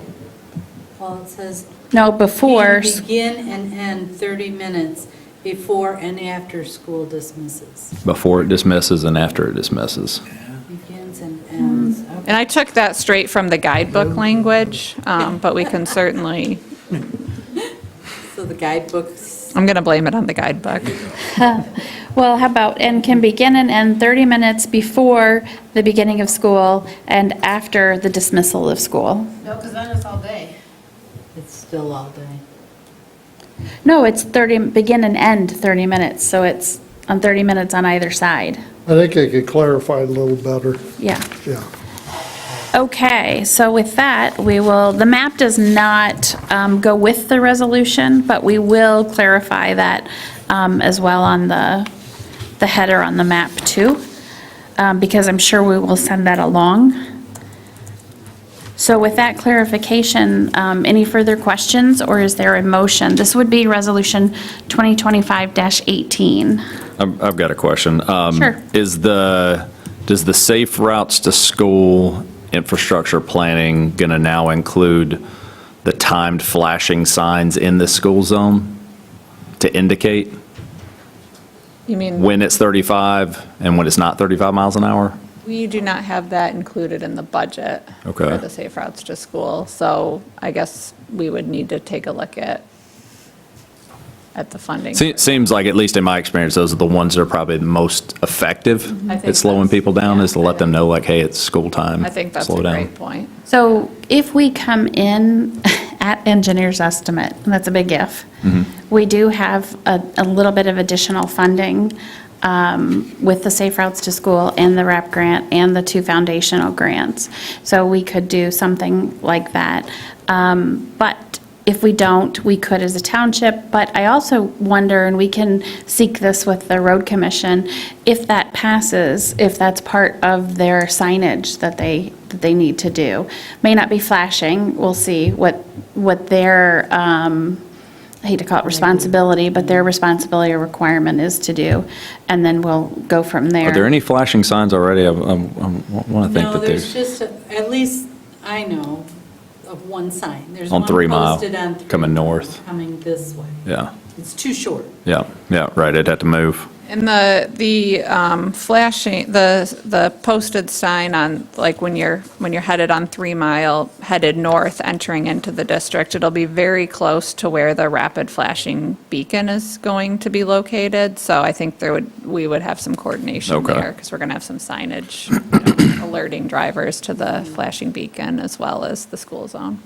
I had another question. I probably should have researched this in anticipation of having this question, but I didn't think of it until we got in here looking at this map.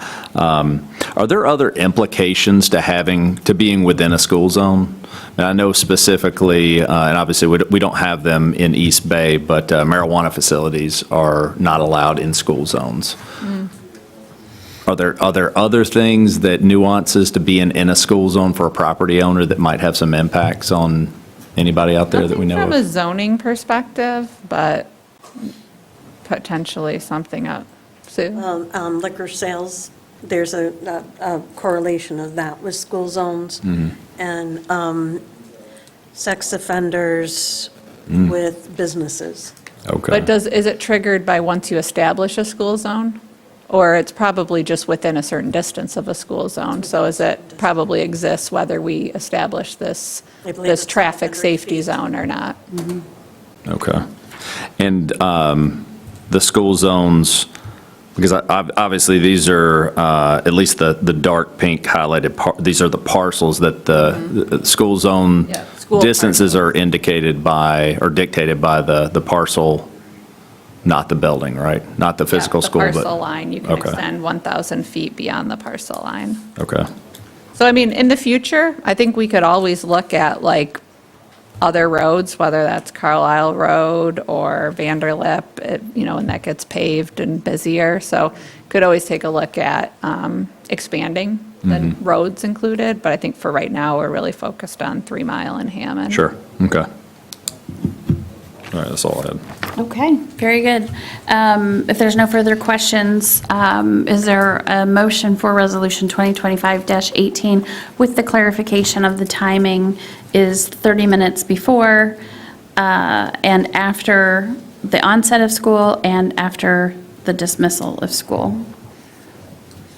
I'd make that motion. Support. Okay, there's a motion by Bartlett and support by Cook. Further discussion? Okay, we'll do a roll call vote. Ann? Bartlett. Yes. Cook. Yes. M. Cortade. Yes. S. Cortade. Yes. Lyle. Yes. Walters. And Friend. Yes. Thank you very much. Claire, go home to your kids. You're done now. Thank you for being here. Okay, with that, we'll move on to the agenda item, Grand Traverse Metro Emergency Services Authority, the fiscal year 2026 budget. And we have Kim McCann, who is the accountant for Metro, and also Chief Meckin, who worked with Kim in putting the budget together, here to present to us. Well, welcome. Great. Good evening.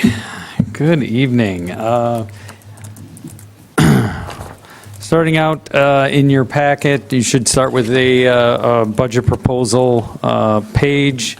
After, on the following page, as we customarily do, we do list our mission statement, our vision, our strategic goals for the for the Emergency Services Authority and the department.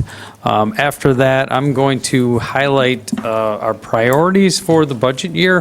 When the administrative staff and department members come together to put together the budget, we typically will look at what are our challenges, but then also what are our priorities for this fiscal year's budget. So I'm just going to touch on a few of those before turning it over to Kim, and she'll go over the revenues and expenditures with both the general fund and the public improvement funds. So priorities that we identified, like most organizations or employers, skilled workers are in high demand. So, for us to ensure that we retain our people and our top talent, that is definitely our priority. The consideration with the 2026 budget is it is a contract year for our union firefighters. So that's something that we knew we'd have to address within this budget. We did take that into consideration. We feel like we've done our best to draft that accordingly and trying to forecast some of those needs. But again, we want to make sure that we retain those top talents. In regards to part-time firefighter staffing levels, that's something that we have been working with and retooling our program to ensure that we have an effective program that supplements our full-time staffing. Our goal was just to ensure that we continue to fund that, and then also have a program where we get the maximum benefit. So what exactly does that mean? Even though part-time firefighters or part-time staff are essential tools, I know that you use them with East Bay EMS as well, but there's limits. You have to find that nice balance of employees that you can retain given the turnaround of part-time employees. A lot of times you have a general time frame that you may have those employees. So we wanted to ensure that we can continue to fund that and maintain that program and find that nice balance where we're supporting our personnel. We wanted to remain committed to staffing models where we're kind of looking at our needs, looking at the community, our increasing calls for service. We wanted to continue to seek grant opportunities to increase full-time staffing, as we've talked about over the years, but we also wanted to figure out a plan so that we could sustainably fund them within the annual budget. That's something that we did address within this budget. We did submit for a SAFER grant, so we are waiting for notification on either award or a decline notice, hopefully by the end of the year, but a lot of that stuff has been delayed with the federal government and grant funding. So regardless of it, we did address additional staffing within this budget, but it would be partly through the year, would be beginning in July 1st, so halfway through the year. And again, it allows us that time to see if we can get grant funding, but then we can also move towards potentially funding that on our own if need be. Additionally, we want to continue to fund the replacement of our essential frontline equipment. We have a replacement schedule that we put into place and retooled within the authority. We want to continue to maintain that. Things are going well with that. We do have a new aerial expected mid-2026, which we did plan for. We do have funds set aside so that we can maintain and fund a target of a 40% down to 60% financing for that, and then also future apparatus as well. We have plans to hopefully order a new engine at the end of this year that would be delivered in 2028. Similar to your ambulance, it takes quite a while for those things to be built and get those. We also want to make sure that we are continuing to fund any small or medium capital facility needs while developing a primary plan to incorporate those high expenditure needs. For example, our annual maintenance are things that we've been funding. We want to continue to fund that. We want to fund door and window replacements, some of those small to medium level expenditures, but then also some roof repairs, some parking lot reconstruction. When we get into major parking lot and major roof replacements, and then potentially any future needs with facilities, remodeling, et cetera. Those are things that we're going to continue to work on. So there's a little bit of work to do with that, but we are incorporating a lot of those goals within this budget and then hopefully future budgets as well.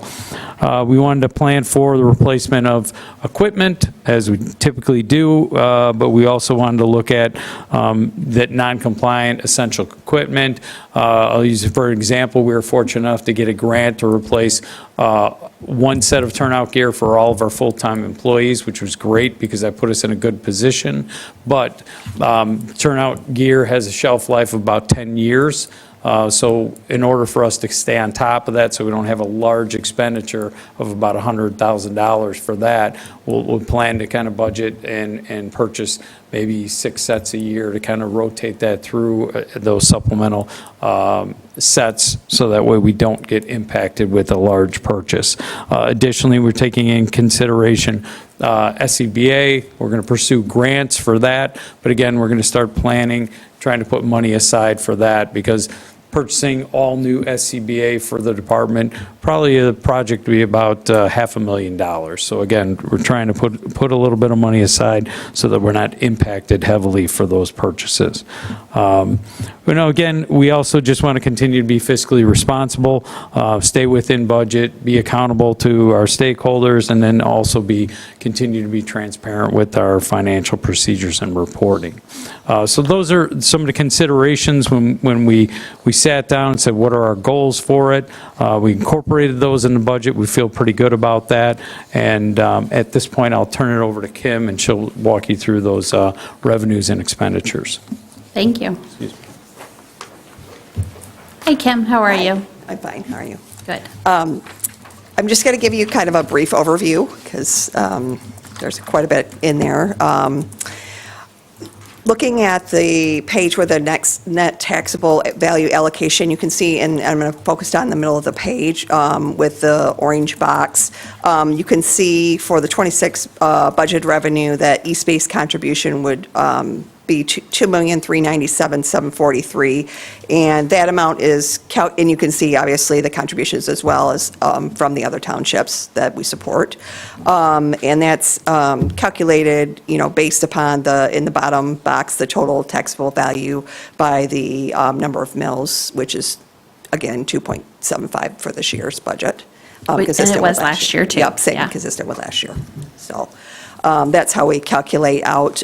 Going on to the actual budgeted revenue and expenditure report, those numbers, if you focus on the draft budget column, you can see those numbers from that previous page tie into the revenues that will be collected from each township under our revenues. We do budget for some additional smaller amounts, but we don't really focus count on a lot of things. I mean, we do have some plan reviews that we do for new buildings and such within the townships, and we do have some cost recovery revenue that we get in, but there's just some smaller other revenue items that are budgeted for. But primarily our revenue is made up of the contributions from the 3 townships. Down under personnel services, we have an increased budget for that, which includes a conservative estimate for the wage and salary increases. As Chief Mackin alluded to, we do have a contract negotiations with our union coming up, so we don't really know what the percentage is going to be. So we did budget for conservative amount in there, as well as an expected increase in healthcare, because we do our budget so early in the year, it's kind of a little bit difficult to know what that's going to be at this point when those rates usually come out in the fall. And then as well as the 3 firefighters that were budgeted into our 26 budget to begin in July 2026, once we determine whether or not we get the safer budget. Those are properly budgeted in there, and then, obviously the associated benefits. As far as the expenses, there weren't really, they remain reasonably, most of the expense items, which is supplies, contract services, repair and maintenance expenditures, and other services and charges, they remain reasonably consistent with the previous years.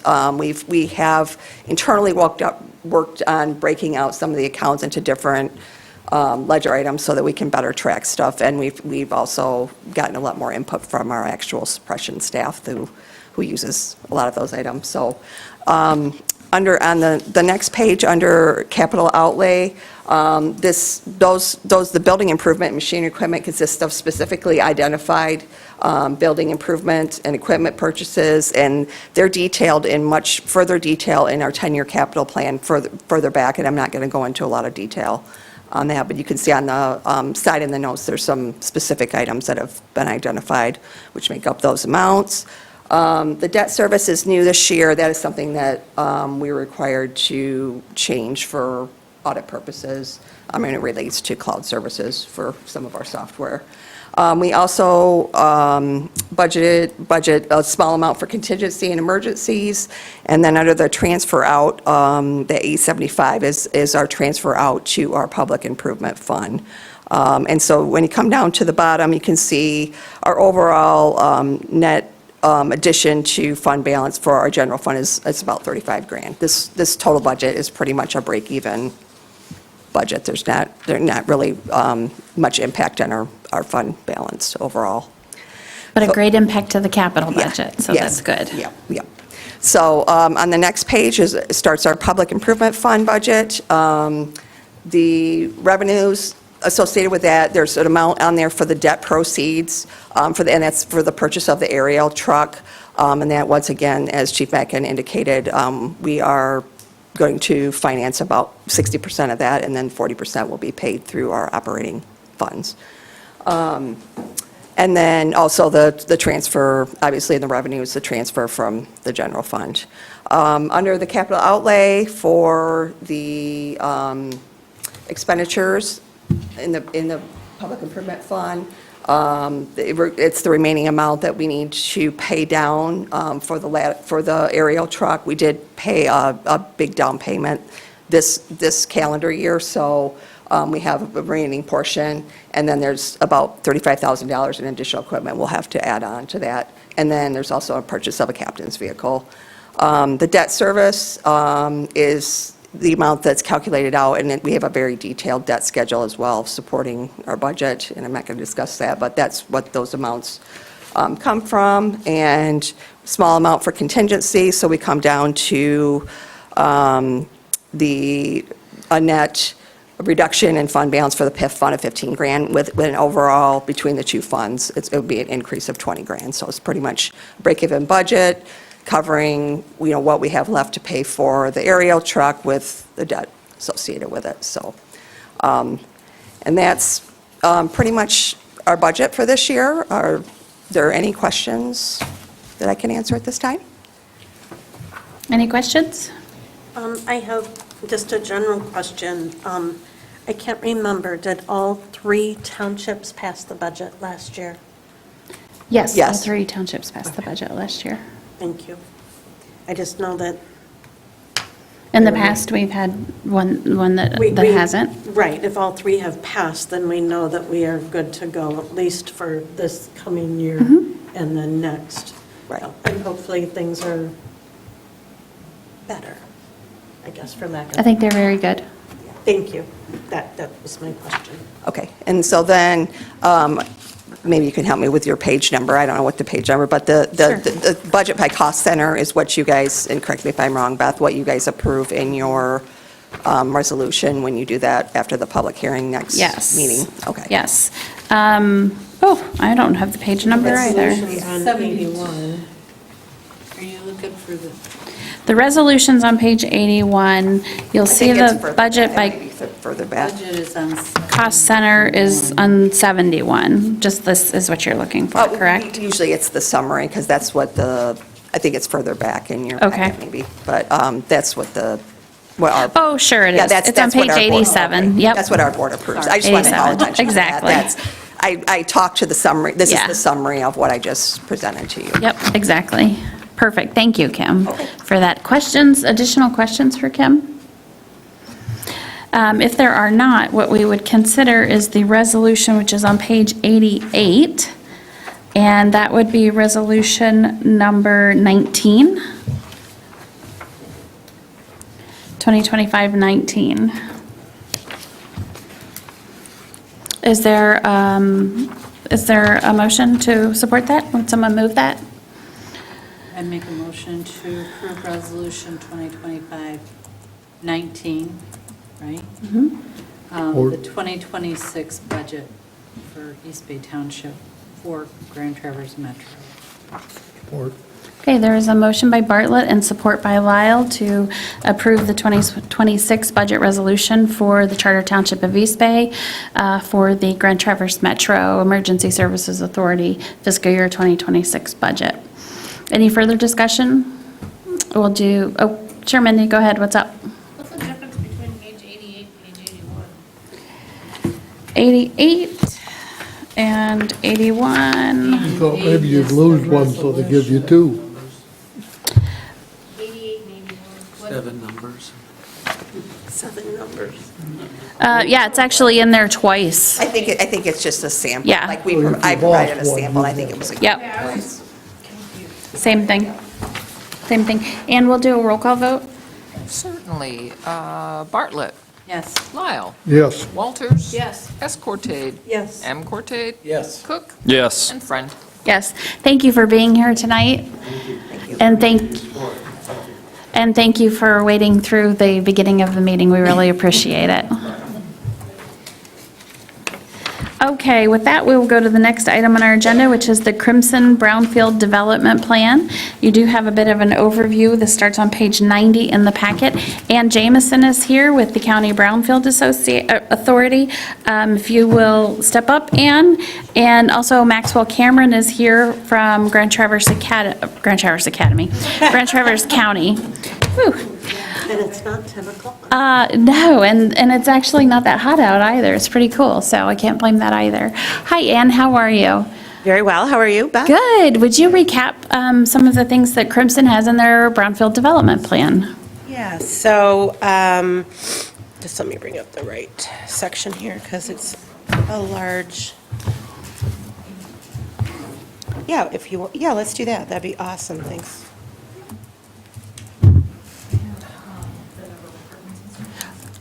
Perfect.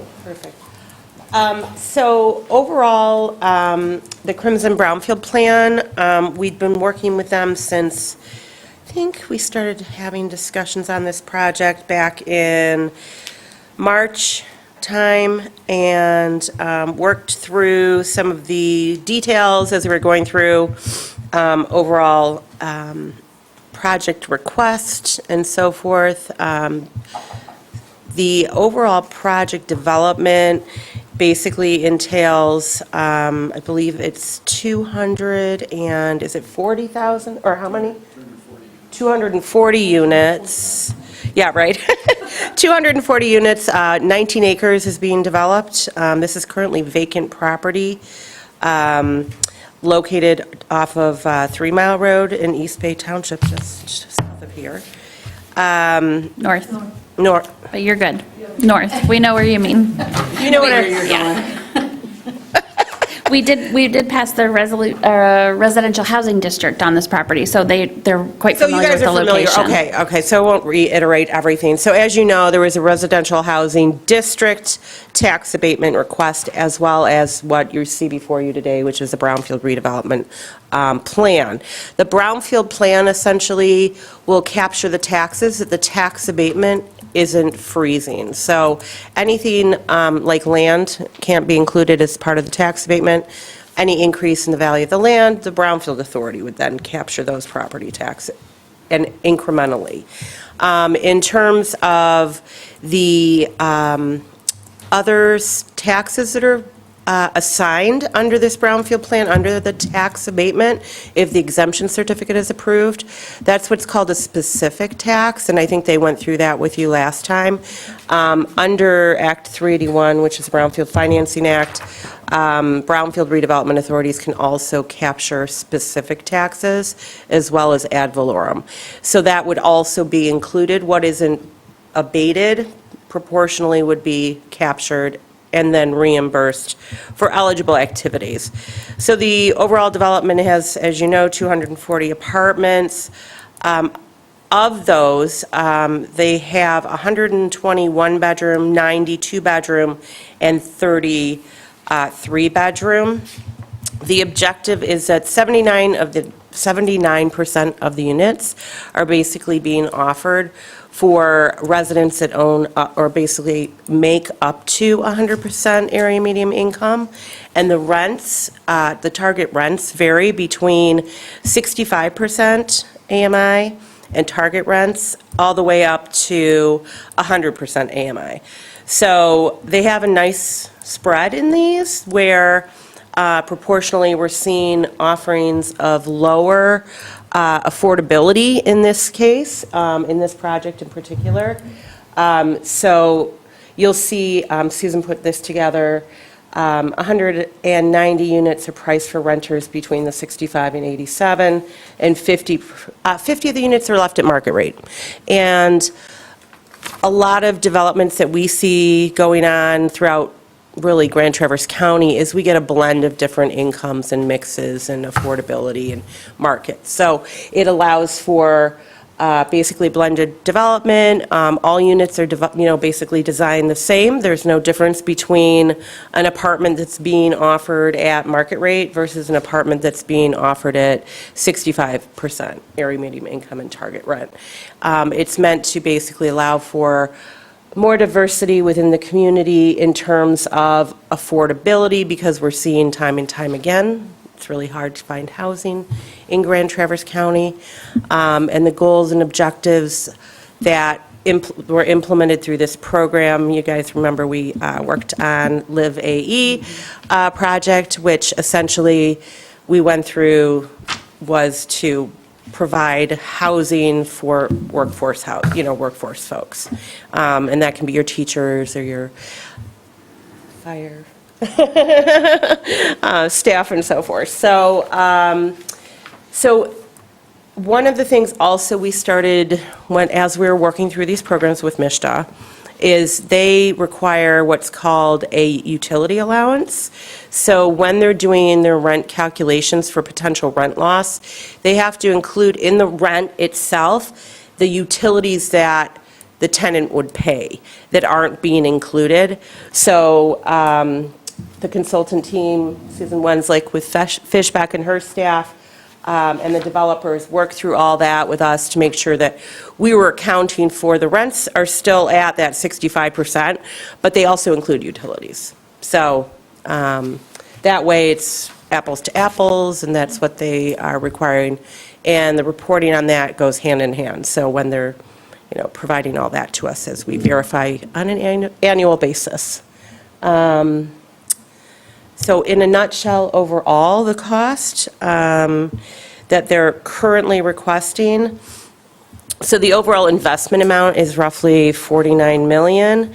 Of that $49 million, the developer is breaking down, basically, they are receiving $18 million in reimbursement, and that's inclusive of site preparation, some public infrastructure that's coming back to actually East Bay Township for trail connects, and then general infrastructure improvements within their development.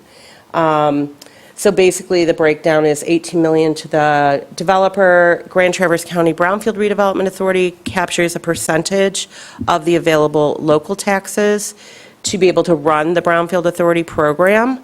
The township, your piece is $295,240. That's your trails connection. And then our local Brownfield Revolving Fund also captures funding. We've used that in East Bay Township before when we were assisting with mitigation of contamination and so forth. So it comes back to your community. The board will remember that that funding paid for the connection of some of the Pine Grove homes when they were affected by the PFAS from wherever Eagle determined it was from.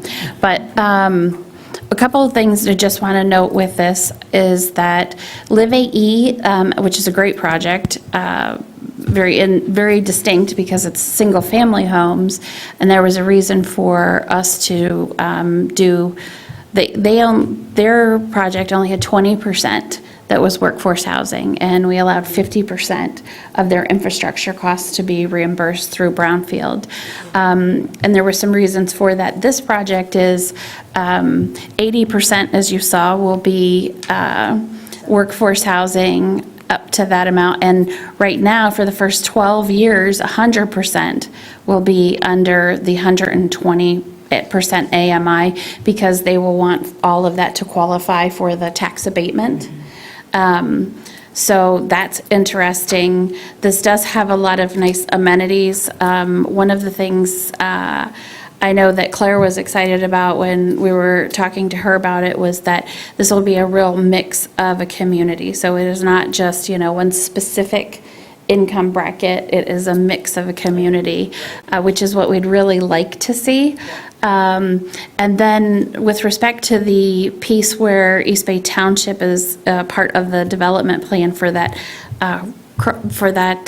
trail funding that TART estimated for us, as we were talking with the development team, we said, 240 people times the size of their family are going to be there, and there are going to be trails in the area with not the ability to get to them. They're obviously on their property, their parcel, putting in the interconnectivity of the apartment complex and a long 3 mile, but no way to get to the other trail system. And I said, we're going to have so many residents calling us saying, it's not safe. We need to be able to get to the trails, expecting us to put that in with really no dedicated funding to do that. So this gives us some dedicated funding to do that.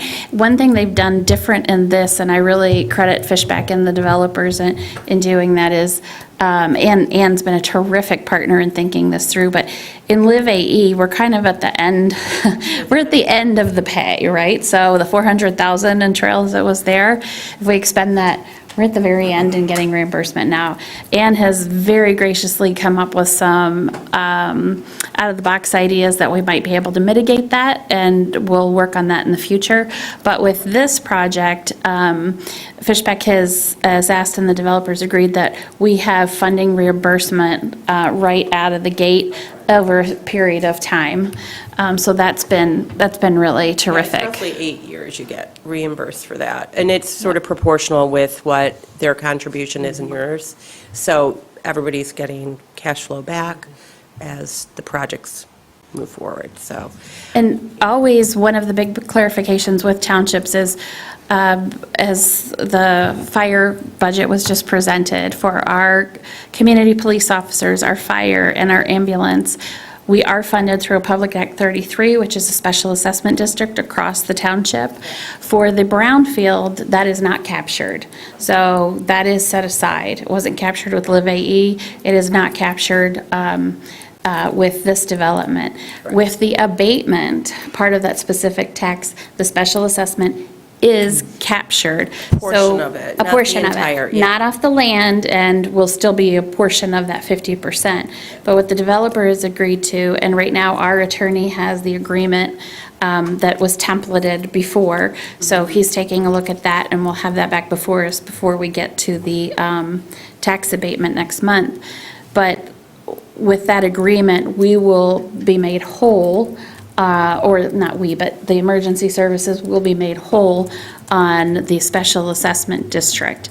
And that's important because as we have 240 apartments there, we're going to have needs in those apartments.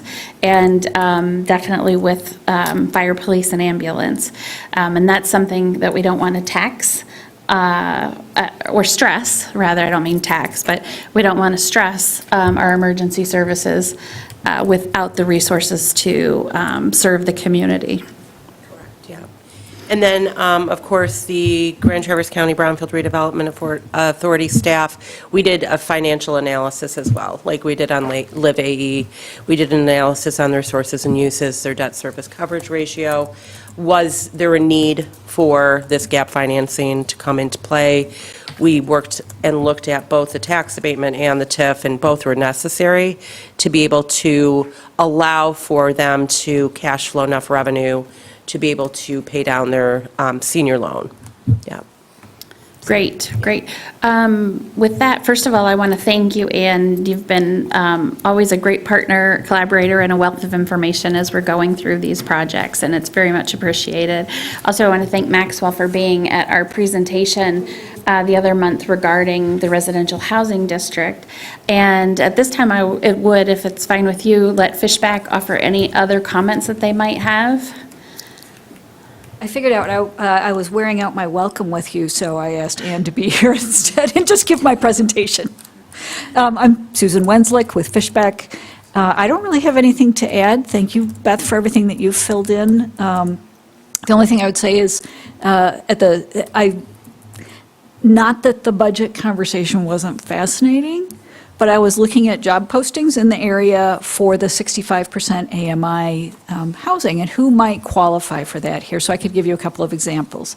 There is an open position in TCAPS for a lead groundskeeper that makes just about 65% AMI. That's about $23 an hour. Also a full-time sub for TCAPS for the full school year. That's $24 an hour or so. And there's a position open for a road patrol deputy in the sheriff's department that's just about this pay level. So these are going to be professionals, and, this is, I used to make fun of kids who worked in the weed store. So this is not your slacker nephew who works in the weed store. This is the cop who's out on the road. This is the kid's substitute teacher this year, and this is the groundkeeper at TCAPS, and positions like that. So that's really about all I had. I'm happy to answer any questions about the brownfield plan. And you do have the brownfield plan in your packet. It is extensive. That is a large part of the packet in this month, because it also has the Otwell-Mobby report included with it. But essentially, in the end, what we are seeking to do is let me think. We do have a resolution for this, which is on page 92. And if the board were to take action on this, this would be Resolution 2025-20. And what this resolution specifically does is recommend to the, well, let me just read it here. Pursuant to the Brownfield Redevelopment Financing Act, the Board of Trustees hereby concurs and determines the Brownfield Plan constitutes a public purpose as described in the plan. And what this does is then obviously goes next to the County Brownfield Authority, and then it will go to the Board of Commissioners after that. Very exact same process as Live AE. Are there any questions? Yes? Table 1. I knew it, Mindy. Don't match your numbers. Can I phone a friend? I'm thinking that I know what the difference is, so let me throw it out there and you can tell me if I'm right Okay, or wrong. let me find table 1. It's on page 112 of our packet. I have the plan up here, so I can look at. I think the difference is contingency. Okay, which, are you looking at the Eagle eligible activities or MISTA eligible activities? Well, specifically the East Bay Township. Okay. So the amount going to East Bay Township differs in each version slightly. I think it's contingency, Okay. but you don't have the slide up, so I can't look at the number anymore. Oh, you want that? When you put your slide up, the total amount? Right here, yeah. Right there where it says. 295,240, and our table says 268,400. Yes, the difference would be the contingency. Exactly. We put a 15% contingency on everything. That one I can do. 10% table Says 1. 10%. It's a 10% contingency on everything, on all the hard costs. I think we'll double check that. Yeah, because that doesn't add that. Yeah. You do it to me, come on. Speaking of which, I need your invoices. Speaking of which, I sent you already. Did you? I just need to send you the. So for the benefit of people who are watching this meeting, Mindy and we are colleagues. They are professionally are with different consulting firms that deal with one another. but there is no conflict of interest specifically on this item, for clarification. All right, we'll check the contingency amount and check the numbers. I just think that slide's wrong, and I think this is right, but. Okay, are there other questions or clarifications? Glenn? Yes. What page are you on, Glenn? Table number 2, I can't read it. 114. 114. Okay, 114. Oh, yeah, this goes very small, but I did send this How'd you after the read last that? meeting. I got glasses on. Maybe I'm going blind. This was sent to you in a larger print after the last meeting. Right. But what I wanted to ask is, can you bring that up on there? I can. Okay. I can make it bigger if Beth can help me with, oops. I need my glasses, I just made it smaller. Yes, I can make it bigger as long as Beth can connect my computer. Well, I can connect you, or I can just put it up here for you.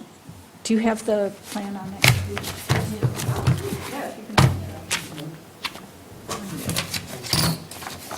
And did you want the first page or the second page, Mr. Lyle? Of Table 2, do you want the first page of Table 2 or the second page of Table 2? Well, I had a question on the taxes, and I tried to figure out what number you were using, or if this is just a worksheet that isn't really accurate. Let me, yeah, I'll help. Okay, sure. Okay. So I did an analysis of these spreadsheets, so what specifically are you asking? Well, if you bring it up so I can read it there, You can, okay.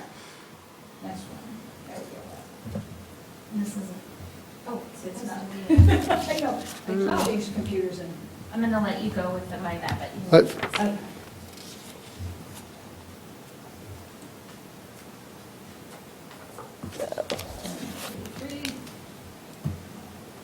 That's a capture, so. Yeah. Okay. okay, the amount of taxes on there were, and 42,000, is that right? Where are you looking specifically? Oh, under here where it's taxes. Okay, so this is the taxes that we can't collect. So, and he's down on the bottom under the non-capturable Where it millages. says East Bay EMR. Yep, that's the emergency. And the services. TCAP's debt. Yeah. So right that's- here? Yes, they cannot capture Oh, those. there you go. Yeah, so essentially, those are non-capturable millages, like we were talking about, the emergency, fire, et cetera.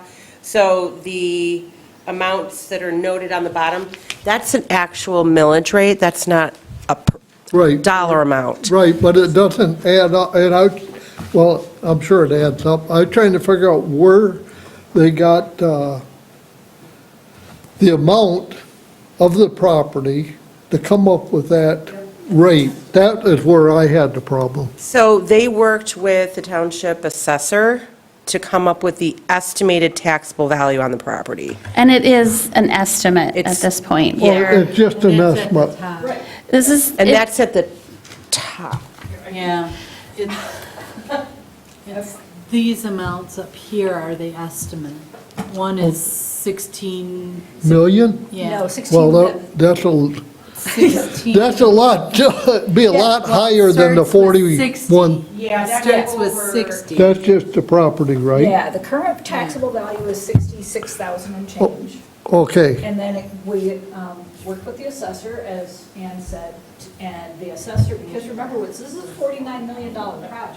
right. So they're guessing that the $60 million would be the value, the taxable value of the development. and that is an estimate. This is a little bit like special assessment districts in that you're working with estimates until you get final numbers. When Ryan looks at this, I mean, he can tell some general things from their plans, but won't specifically know.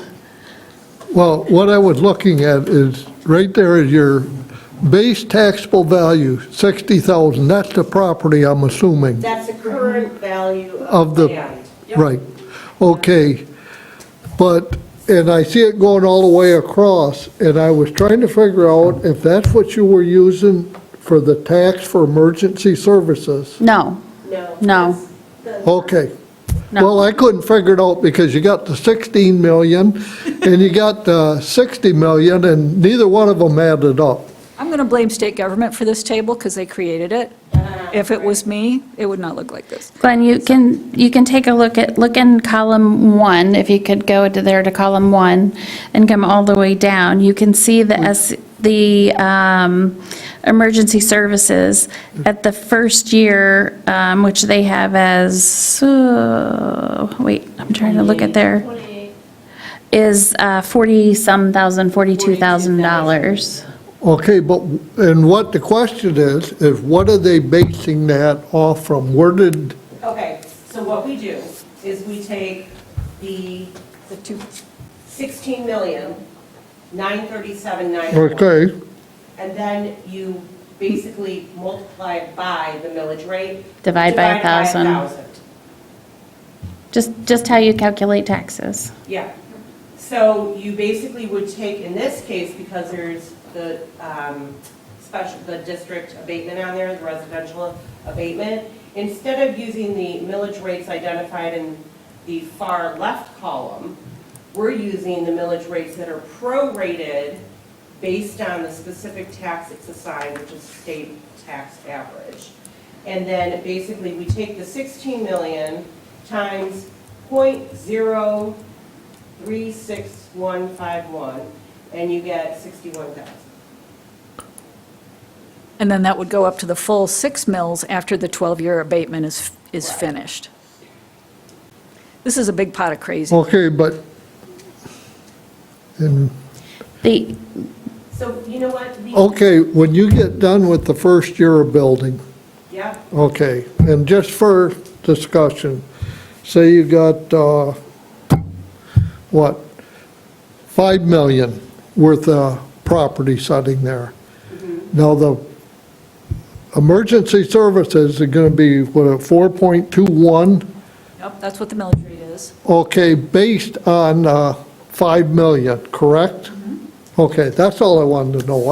I know I couldn't find the figure, and when you started talking about the state tax, that was altogether different than what I was. What you were wondering. So it is the actual estimate, so whether it's 5 million Okay. or 10 million. Or 16 million. Or, right, that's how the millage rates are calculated against the new estimated taxable value. Okay, thank you.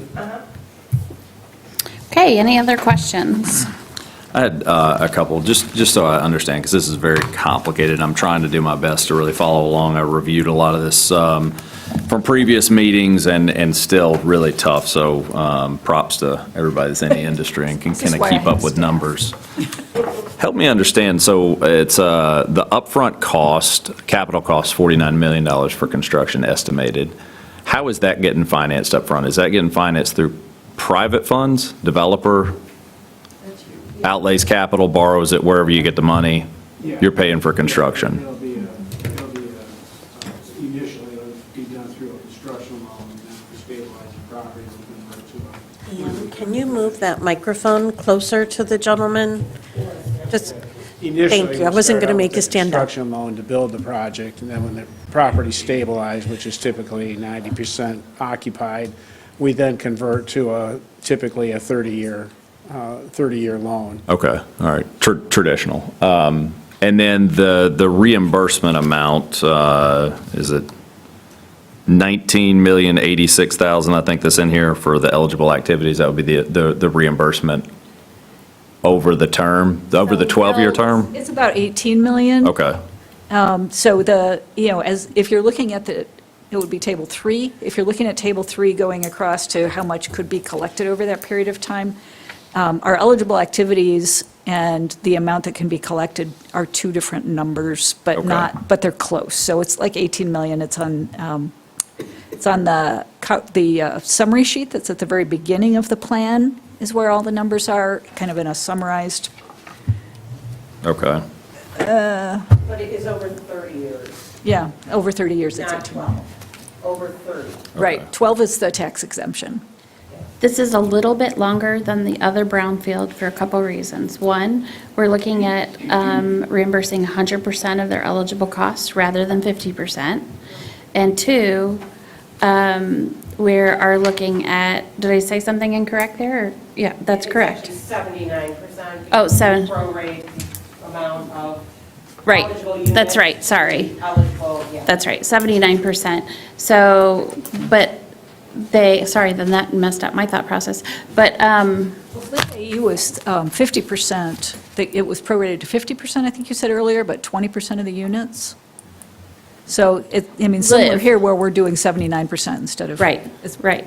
prorated, in this case, equal to the number of units. So that's over 30 years. It's longer by the amount because the amount is higher, and also because of the abatement, they have less that they're available to draw from in the first 12 years of the taxes they've paid on it. Okay. Because without the abatement, they'd have 100% of those costs, which they could draw on the taxes they paid for reimbursement. So the tax flow becomes, as I understand it, they pay their taxes. I'm talking without the abatement right now, just a brownfield.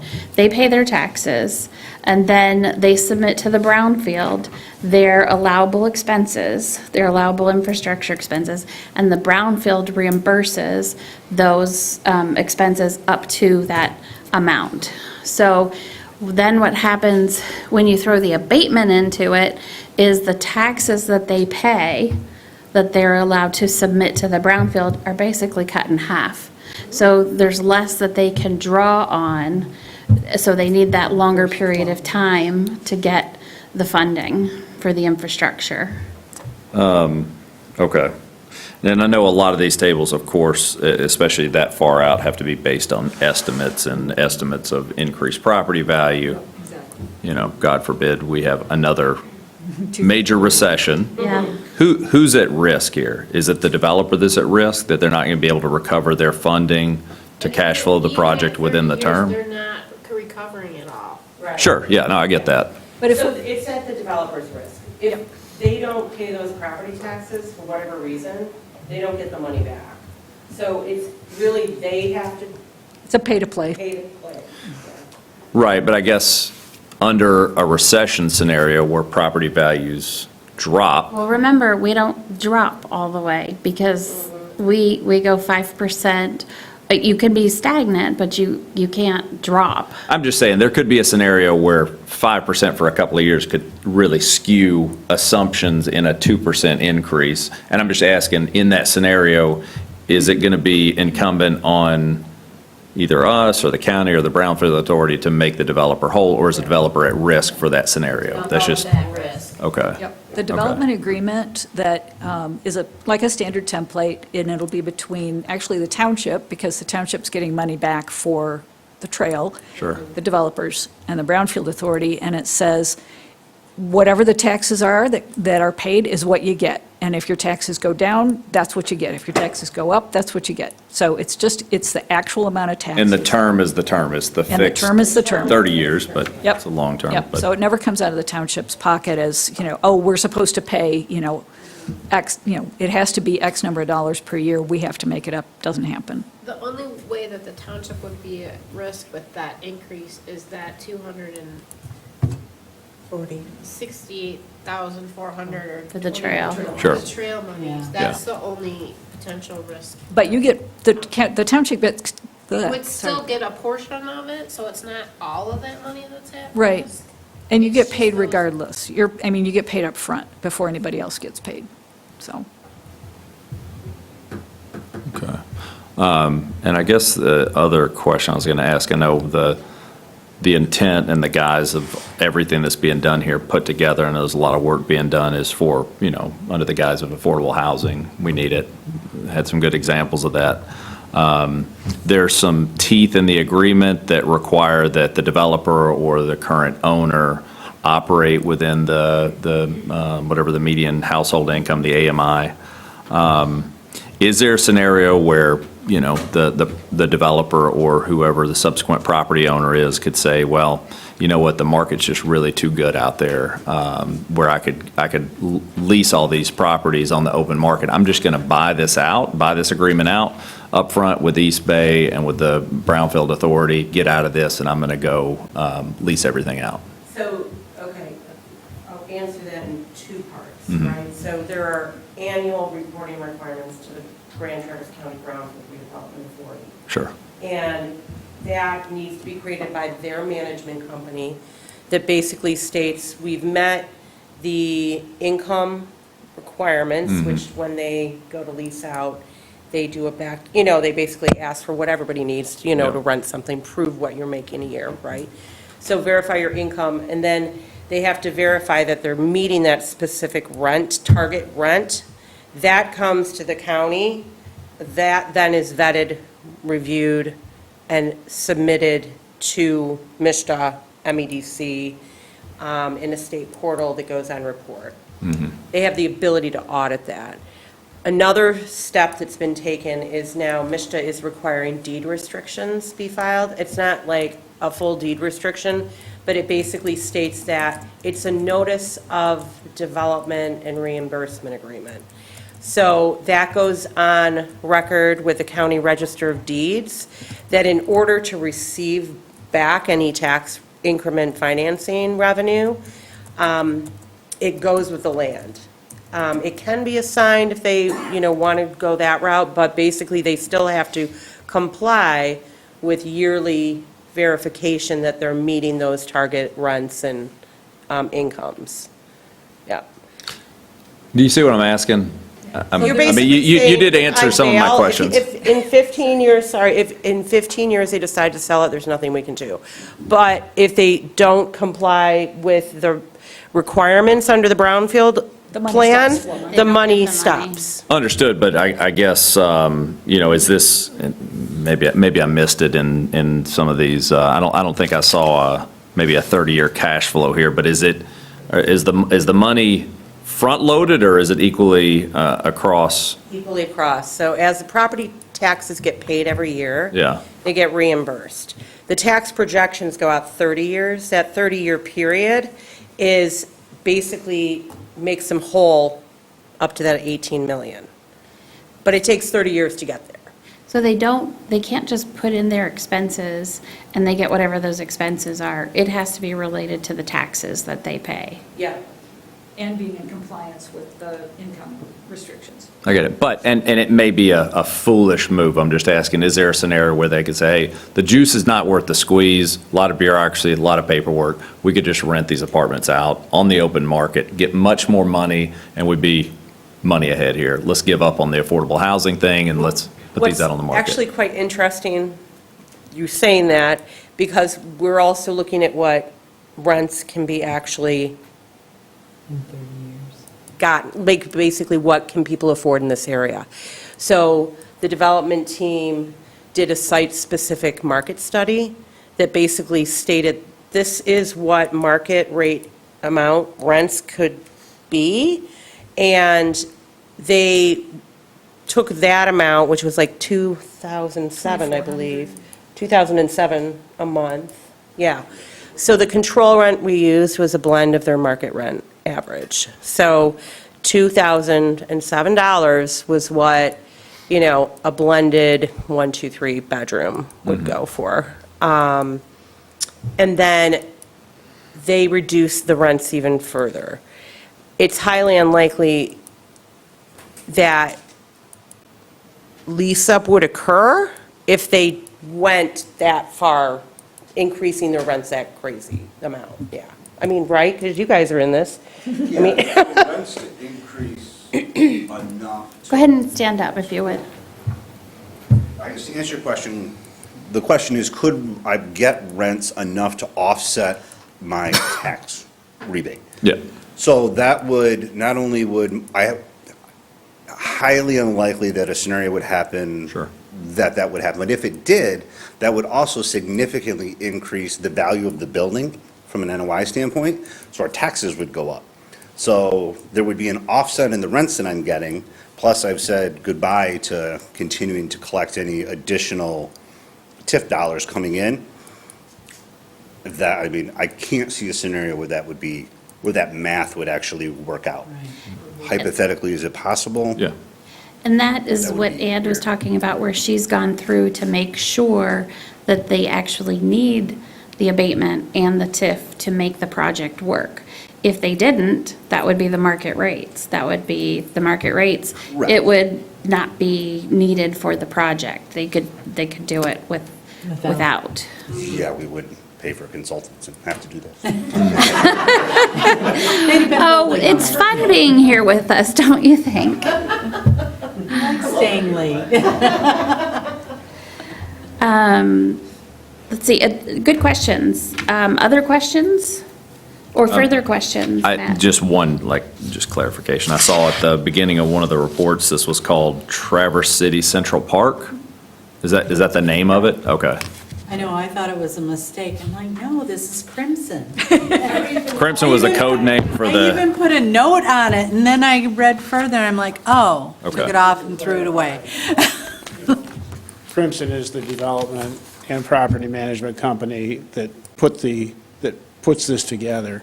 The project is the entity name is Traverse City-Central Park LLC. That's the ownership entity. For marketing purposes, it's going to be known as Central Park. Okay, thank So, you. yeah. But I did the same thing. I'm like, no, it's not. They cut and pasted and I thought it was a typo missed it. too, with something Yeah. in Traverse City. But then Well, we often talk about how people don't see jurisdictional lines, right? And we, of course, all have that same mailing address too. But additional questions or consideration of the resolution 2025-20? I would make a motion to approve Resolution 2025-20, and which sends it on to Grand Traverse Brownfield Authority and County Board. Okay, great, support. Real quickly, nope, you said it correctly. I just want to get the dates so that we can fill this in. It will be at the Brownfield on what date, their meeting? August 28th. August 28th. And then, do we know when it will be at the Board of Commissioners? Yes, the 7th. Wednesday, September 17th, I believe. Yeah. We were thinking about going the 3rd, but then we got worried about the holiday and not having. Will they hold the public hearing? So the public hearing will be held at the Board of Commissioners. On the 17th, so it's both the same date that they will have consider the adoption and the public hearing. Okay, Correct. great. That gives us all the dates we need to complete that. And does your motion and support concur with that? Yeah. Okay, is there further discussion? Okay, we'll do a roll call vote. Ann? Bartlett. Yes. Walters. Escortade. Yes. Lyle. Yes. Cook. no. M. Cortade. Yes. And Friend. Yes. Okay, thank you very much. We will see, we have received the application for the tax abatement, so we will be discussing that next month. That is part of the financial plan with this. And so we look forward to seeing you with that. And we will move on to the next agenda item. Thank you for being here, Ann, Maxwell, Susan with Fishback, and the Crimson Development Team. We appreciate it. Have a good night. We will move on to the Acme East Bay Sewer Project Resolution to acquire and construct capital improvements, publish notice of intent to issue the capital improvement bonds. This is on page 189 of your packet. Let's go to page 189, and you will see, this was mentioned at the July 29th special meeting by Mark Nettleton, that he would be following up with this so that we can get the 45-day referendum period beginning. You do have the letter in here from Mark Nettleton, as well as the resolution that he has provided, which would be Resolution 2025-21. Are there any questions on this? If not, is there a motion on this? I would make a motion to approve Resolution 2025-21 to acquire and construct capital improvement, publish notice of intent to issue capital improvement bonds and matters related thereto. Is there support? Support. Okay. The motion is made by Bartlett and supported by Cook. I will mention that the meeting for bid questions is August. I'm thinking it's the 17th, but I might have that wrong. So we had that in the packet. Did I mention it on here? It is, if you call the township or email me, I'll get you that date. I just wrote it in an email to somebody. It's a Sunday. Well, it's not the 17th then. Well, it's on the township calendar. Let me just get the right address. Hold on, or the right date.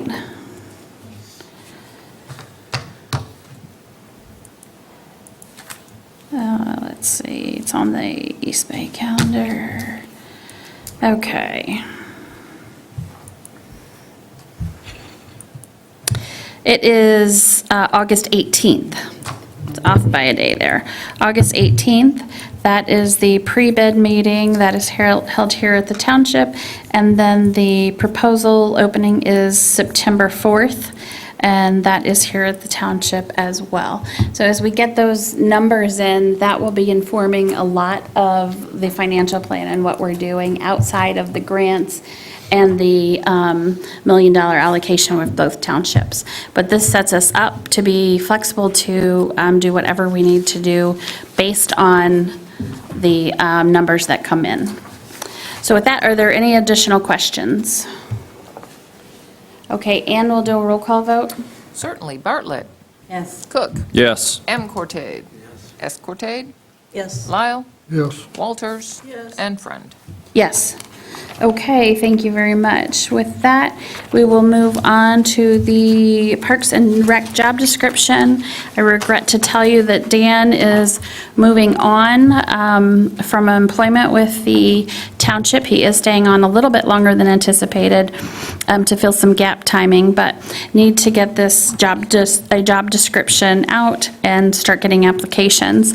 In taking a look at this, started to take a look at creating a position that was more in line with some of the facilities and recreation that we see elsewhere. We combine the Parks and Rec with the buildings and grounds and kind of have a more seamless overview of that. So someone who can staff the Parks Commission meetings, oversee infrastructure improvements along with me, but can take a lot of that lift, and also make sure the grounds and facilities are in good condition. So this is more tailored to what you would see as like a Parks and Rec person who has like their degree, their bachelor's in that.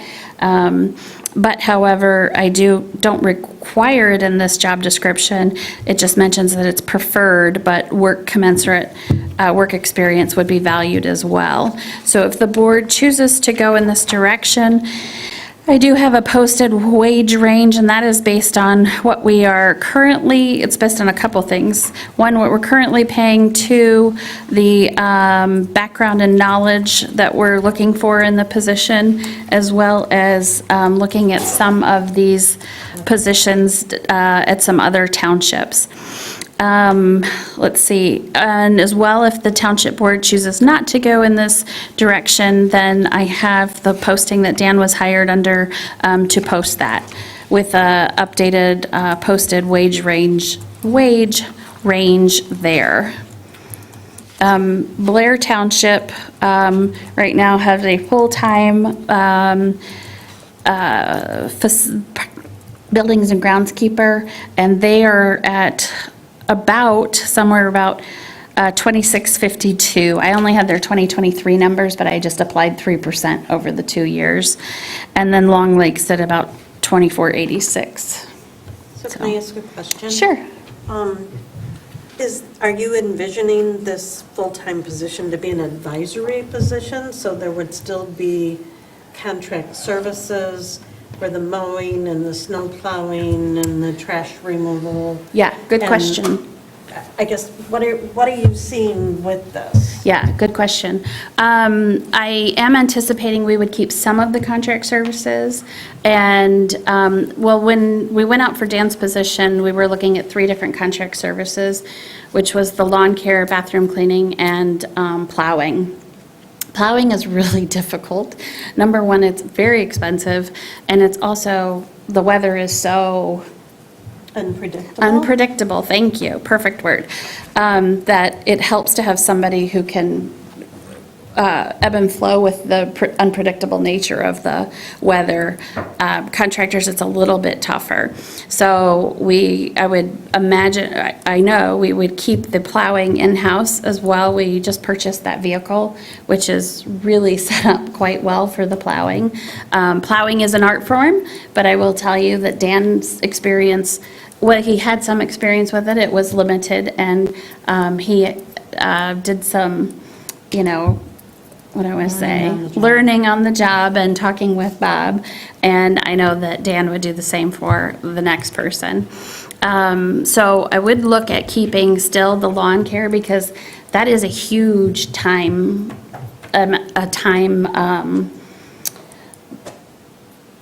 I don't want to say burden, because it's not a burden, but it is a huge time sapper on that position, as well as the seasonal cleanup, and we've had very good results with the contractor with it. The predictable nature of it and so forth has been very good. So it becomes a full-time position with, this person would be doing what Dan's doing now, but what they would also do is take that more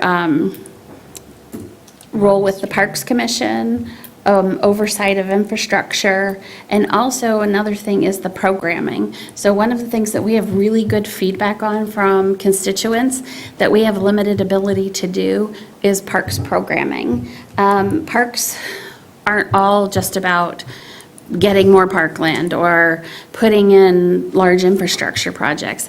It's also about offering programming. Some of the things that we've done that are really in limited scale, but they do take quite a bit of staff time, and we've had good feedback on. You'll remember all the way back to when there was COVID, we did a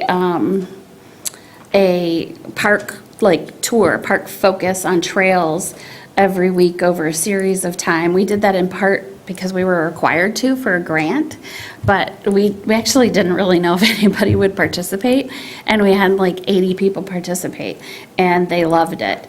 Another thing is the geocaching. The geocaching, we've had that was so inexpensive to put in place, like under $500, and we've had a geocaching class with that. We've had geocaching volunteers with it. And we've had feedback on it from people like that their, child is now hooked on it, or they as an adult are now loved seeing it. Because every time somebody finds one of the caches, they put in through the geocaching.com or geocache.com comments on it. And so we get some really cool comments on that. If you look through some of the Park Commission packets, I think the last one had those sheets in there about some of the comments. They were awesome. Would love to see additional things like that. Like we talked with Norte and we talked with Mount Holiday about potential for summer camp. They were so willing to collaborate, but really those types of things take an intensive amount of planning and timing. And other things like having a fishing day. We have that great fishing off of Arbutus now, and I know that I can remember a grandparent who called, was thrilled to teach their child to fish off of there. But we could have some programming along with that, which would be very cool. So I envision them staffing the Parks Commission, which takes some time, overseeing the infrastructure and the budgeting in through there, and then also offering that programming. Okay, so let me just dial down a little bit more. Sure. So currently, it was stated that our in-house person in planning and zoning, Sam LaSousa, is doing a lot. He is. We also have He is doing Beckett and Rader attending and facilitating still park meetings? They are correct? not. They are not. Sam is facilitating them. He would cease doing that. Beckett and Rader is still involved with the Parks Commission because of the Holiday Woodlands Natural Area and the public engagement, and the Rotary money that was attached to that for them to determine what the community wanted to see on that 165 acres. I'm just trying to dial down someone that those expertises, are they also going to be someone that's going to be out and plowing the snow and cleaning the parks? I'm just trying to. Oh, no, I totally understand what you're asking, and I understand that this will take a very particular type of person to fill it, very particular type of background. I do think that those people are out there. Whether we get one and attract one, it really remains to be seen. But this is not entirely different, but a different scale than, say, of how the county conducts theirs, which is the facilities and parks. Is that Mr. Chase? Yes, yes. But what you're looking for is that Parks and Rec background. I know that there are several universities, but in particular like Northern Michigan, that has that type of a background. There's a couple reasons that started me thinking about it, but I know one in particular was someone who was contacted. Dan was just trying to put some feelers out there, and one person was has a Parks and Rec background. They work for a private recreational organization in maintenance, but they also have that Parks and Rec background. So that's when I started starting to think about how we could do this. And I also realize as we take Sam off of that, there is plenty for him to do in planning and zoning. But also, if we do move into the Corridor Improvement Authority, that will also, a lot of that administrative work will fall on those shoulders.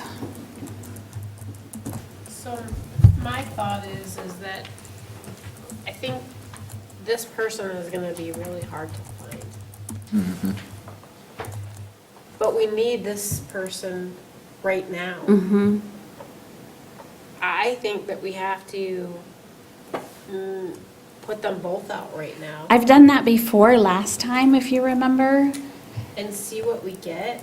I mean, it would be awesome if we get this person. Yes. But I think this person is going to be Very really specific. hard Yes, to find. yes. I do know that there are about 3 people waiting for this to come out. Now, saying that they're waiting for it to come out does not mean they're going to put in for it. Between the time that they heard it was potential until the time that they actually have to submit an application and a resume could change 180 degrees. Or that they would fit Right. East Bay. Exactly, exactly. But good suggestion, Mindy, and that's what we did last time when we were changing that position from full-time to part-time, is we weren't sure, so we put them both out. My thought though is that maybe the part-time goes out as a seasonal position or a temporary position, or, so that if this person comes along, that we're able to grab them on a and not lose our ability to. I would see that it could be both persons, that we would hire two, a part-time and a full-time. Because there are times where there's park stuff going on that isn't contract. Well, I will tell you, with our township, there are growing demands, right? We are a growing township. The DNR Trust Fund presentation that I was telling you about, part of the focus of it is that we're one of the fastest growing townships in the state. We are in Grand Traverse County, and while the last census showed more of the west side growing quicker, we are still in that county and seeing that high intense growth. The west side is grown out. They have to come east or go south. We do have a lot of the infrastructure that is attractive for things, the public water and sewer. Now, we're never going to change, whether people like that or hate it, does not really matter. You're not going to change the fact that change happens, but what we can do is try to shape that, and we can also do this, as we are with planning and zoning, we can also do that with our parks and our rec. Did you have something else too, Mindy, or was Glenn had a question? Well, wait till. Coming from a engineering background, I'd be awful surprised if you could find somebody that's gonna do the parks. And you gotta have somebody, I understand what you're trying to, but you could be calling a plumber, or electrician, and it might have been a switch you could walk over and turn on, but if they haven't got the background in it, we're gonna just spend a lot more money. I think you need both things. I think you need somebody that does know maintenance to do that, because I just have a hard time believing that somebody's in the parks and recs. You know, we used to have that, they didn't call it parks and recs, but at the resort, and it was altogether a different person than what any engineer was. Yeah. And when I think about somebody like that jumping in a plow truck, I just think they're gonna have a hard time. I really do. And maybe not, maybe they do their own drive, but to make one person. Yeah, Yeah. If the board chooses to do so, I would like to try to see if we can find this person. Like I said, have had some, it hasn't been lengthy discussions by any means, but just some conversations, and does see some interest, so I'd like to give this a chance to see, but I think it would be really smart and prudent to list them both and see where we are with that. And I do want to give a little bit of a, there's a bug in here, a little bit of a shout out, if I can, to Dan for, sticking with me. And I said to somebody the other day that he graciously was staying another 2 weeks, and another couple of weeks, actually it is, though he'll have a little bit of vacation in there. And they said, how'd you get him to do that? And I said, I just asked. And Dan goes, you didn't ask me. You told me I was making your life hard. And he said, and I volunteered. I said, that might be a little bit more of the conversation. Dan calls it the way he sees it. He does. Yeah. Here's where I kind of see is, and I've said this before, we have a duly elected Parks Commission, which is totally different by law than what an appointed Parks Commission is. They have total jurisdiction over the parks. Our only thing is to be fiduciary for them. Has this been brought in front of them and see where they stand on it? So I would say they are, not this job particular in general, because this was evolving after their last board meeting. But I will tell you, they have been very supportive of having, whether it was Jake or whether it was Sarah and now it's Sam, they have been very supportive of having somebody staff their Parks Commission and facilitate their meeting agendas and so forth, handling some of that simple programming that we're talking about. Was they had a game night at the parks the other night, and just having somebody be able to go and set that up and arrange for the ice cream and, the activity, and then the Parks Commission shows up. They're appreciative of that level of service. I just know that I did that a year ago. I can't continue that level of involvement with some of the other things that we're doing. I know that Sam does enjoy doing that, but Sam also has, I don't want to speak too much out of turn here, but he's also thought of when he heard that this was coming up, I understand he's interested in this as well. So, we'll see what happens. Like I said, you don't know who will apply, what they decide to apply, and if it ends up being a good fit. So, yeah, I think that they would, without speaking directly for them and having no motion from them, I can tell you that they like having the support. For a long time, they didn't have that, so. I just know years ago, we used to have a summer camp and everything, but of course, Grace ran all that, so and she was pretty unique in that situation. Yeah. But,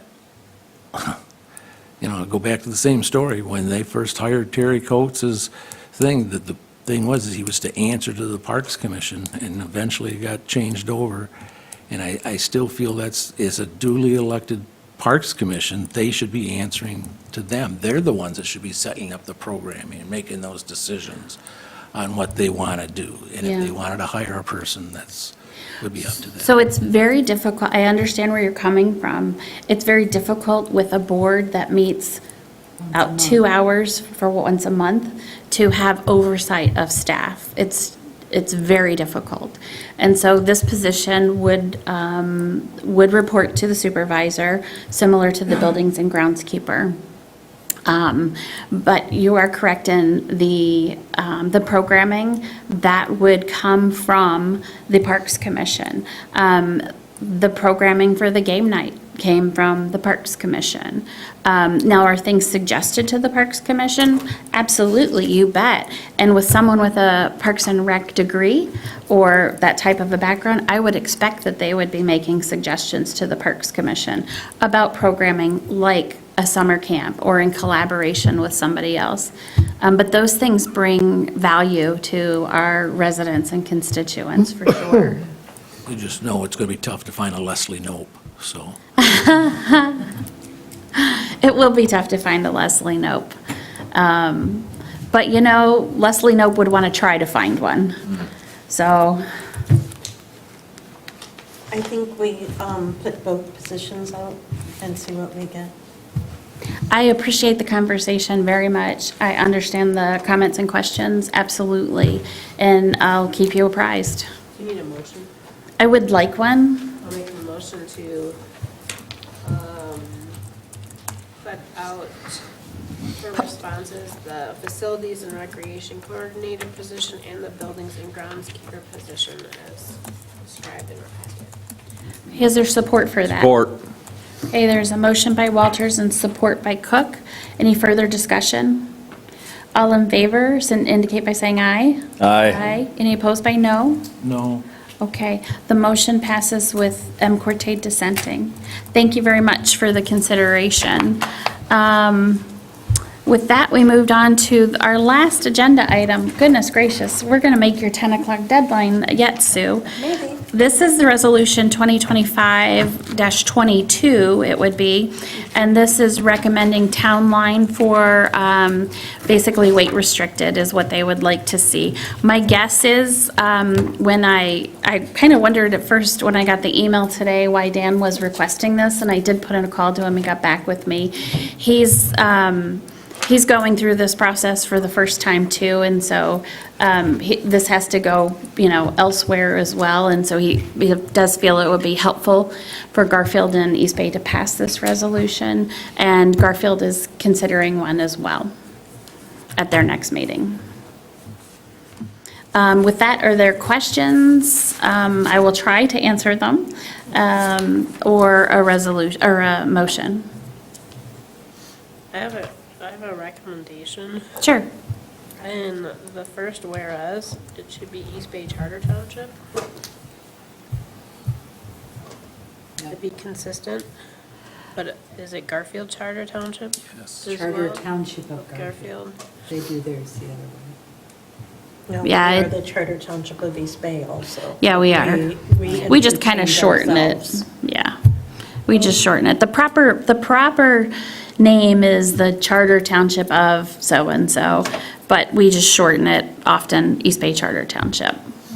Except for when it comes to found money, because they've had us down at the state as East Bay Township, Charter Township of East Bay, and East Bay Charter Township. So Tracy and I have to do our due diligence all the time to make sure if there is found money at the state level that we've got it correct. So should it be Charter Township of Garfield and East Bay Charter Township. Yeah, I don't think, Dan wrote the resolution, I don't think he really, recognizes or thinks of that, but we can absolutely include the charter designation for the whereas clause. All right, I make a motion to approve Resolution 2025-22, a resolution recommending Town Line Road for permanent restrictions for all non-essential and non-emergency commercial vehicles with the first whereas, Sure, designating we'll go. the charters Sure. as appropriate. There is a motion for Resolution Support. 22, support by Cook. Any further discussion? Okay, we'll do a roll call vote. Walters. Yes. Cook. Yes. M. Cortade. Yes. Bartlett. Yes. S. Cortade. Yes. Lyle. No. Friend. Yes. Okay, I will say, I wish that we did the more extensive fix on it, and this wasn't necessary, but that's just a, I'm happy. Well, I think if they didn't do this, they would see some real wear and tear on that in short order on that road, but, okay, with that, we are to our second opportunity for public comment. Is there anyone who would like to make public comment at this time? Go ahead and speak. Yes. You want me to repeat my name and It address? would be good, thank you. Justin Welby, East Bay Township, 77 Cross Country Trail. Just wanted to correct a few misstatements that Mr. Geiger had made during his opening statement, indicating that the mentioned lawsuit that he had won, it was actually settled. So that was a false statement that he had made. A few other statements were incorrect too. I don't want to get into a tit for tat, but just wanted to indicate that there's some things that weren't quite on the up and up in the statements previously made, so. Okay. Thank you. Thank you for the clarification. Any further public comment?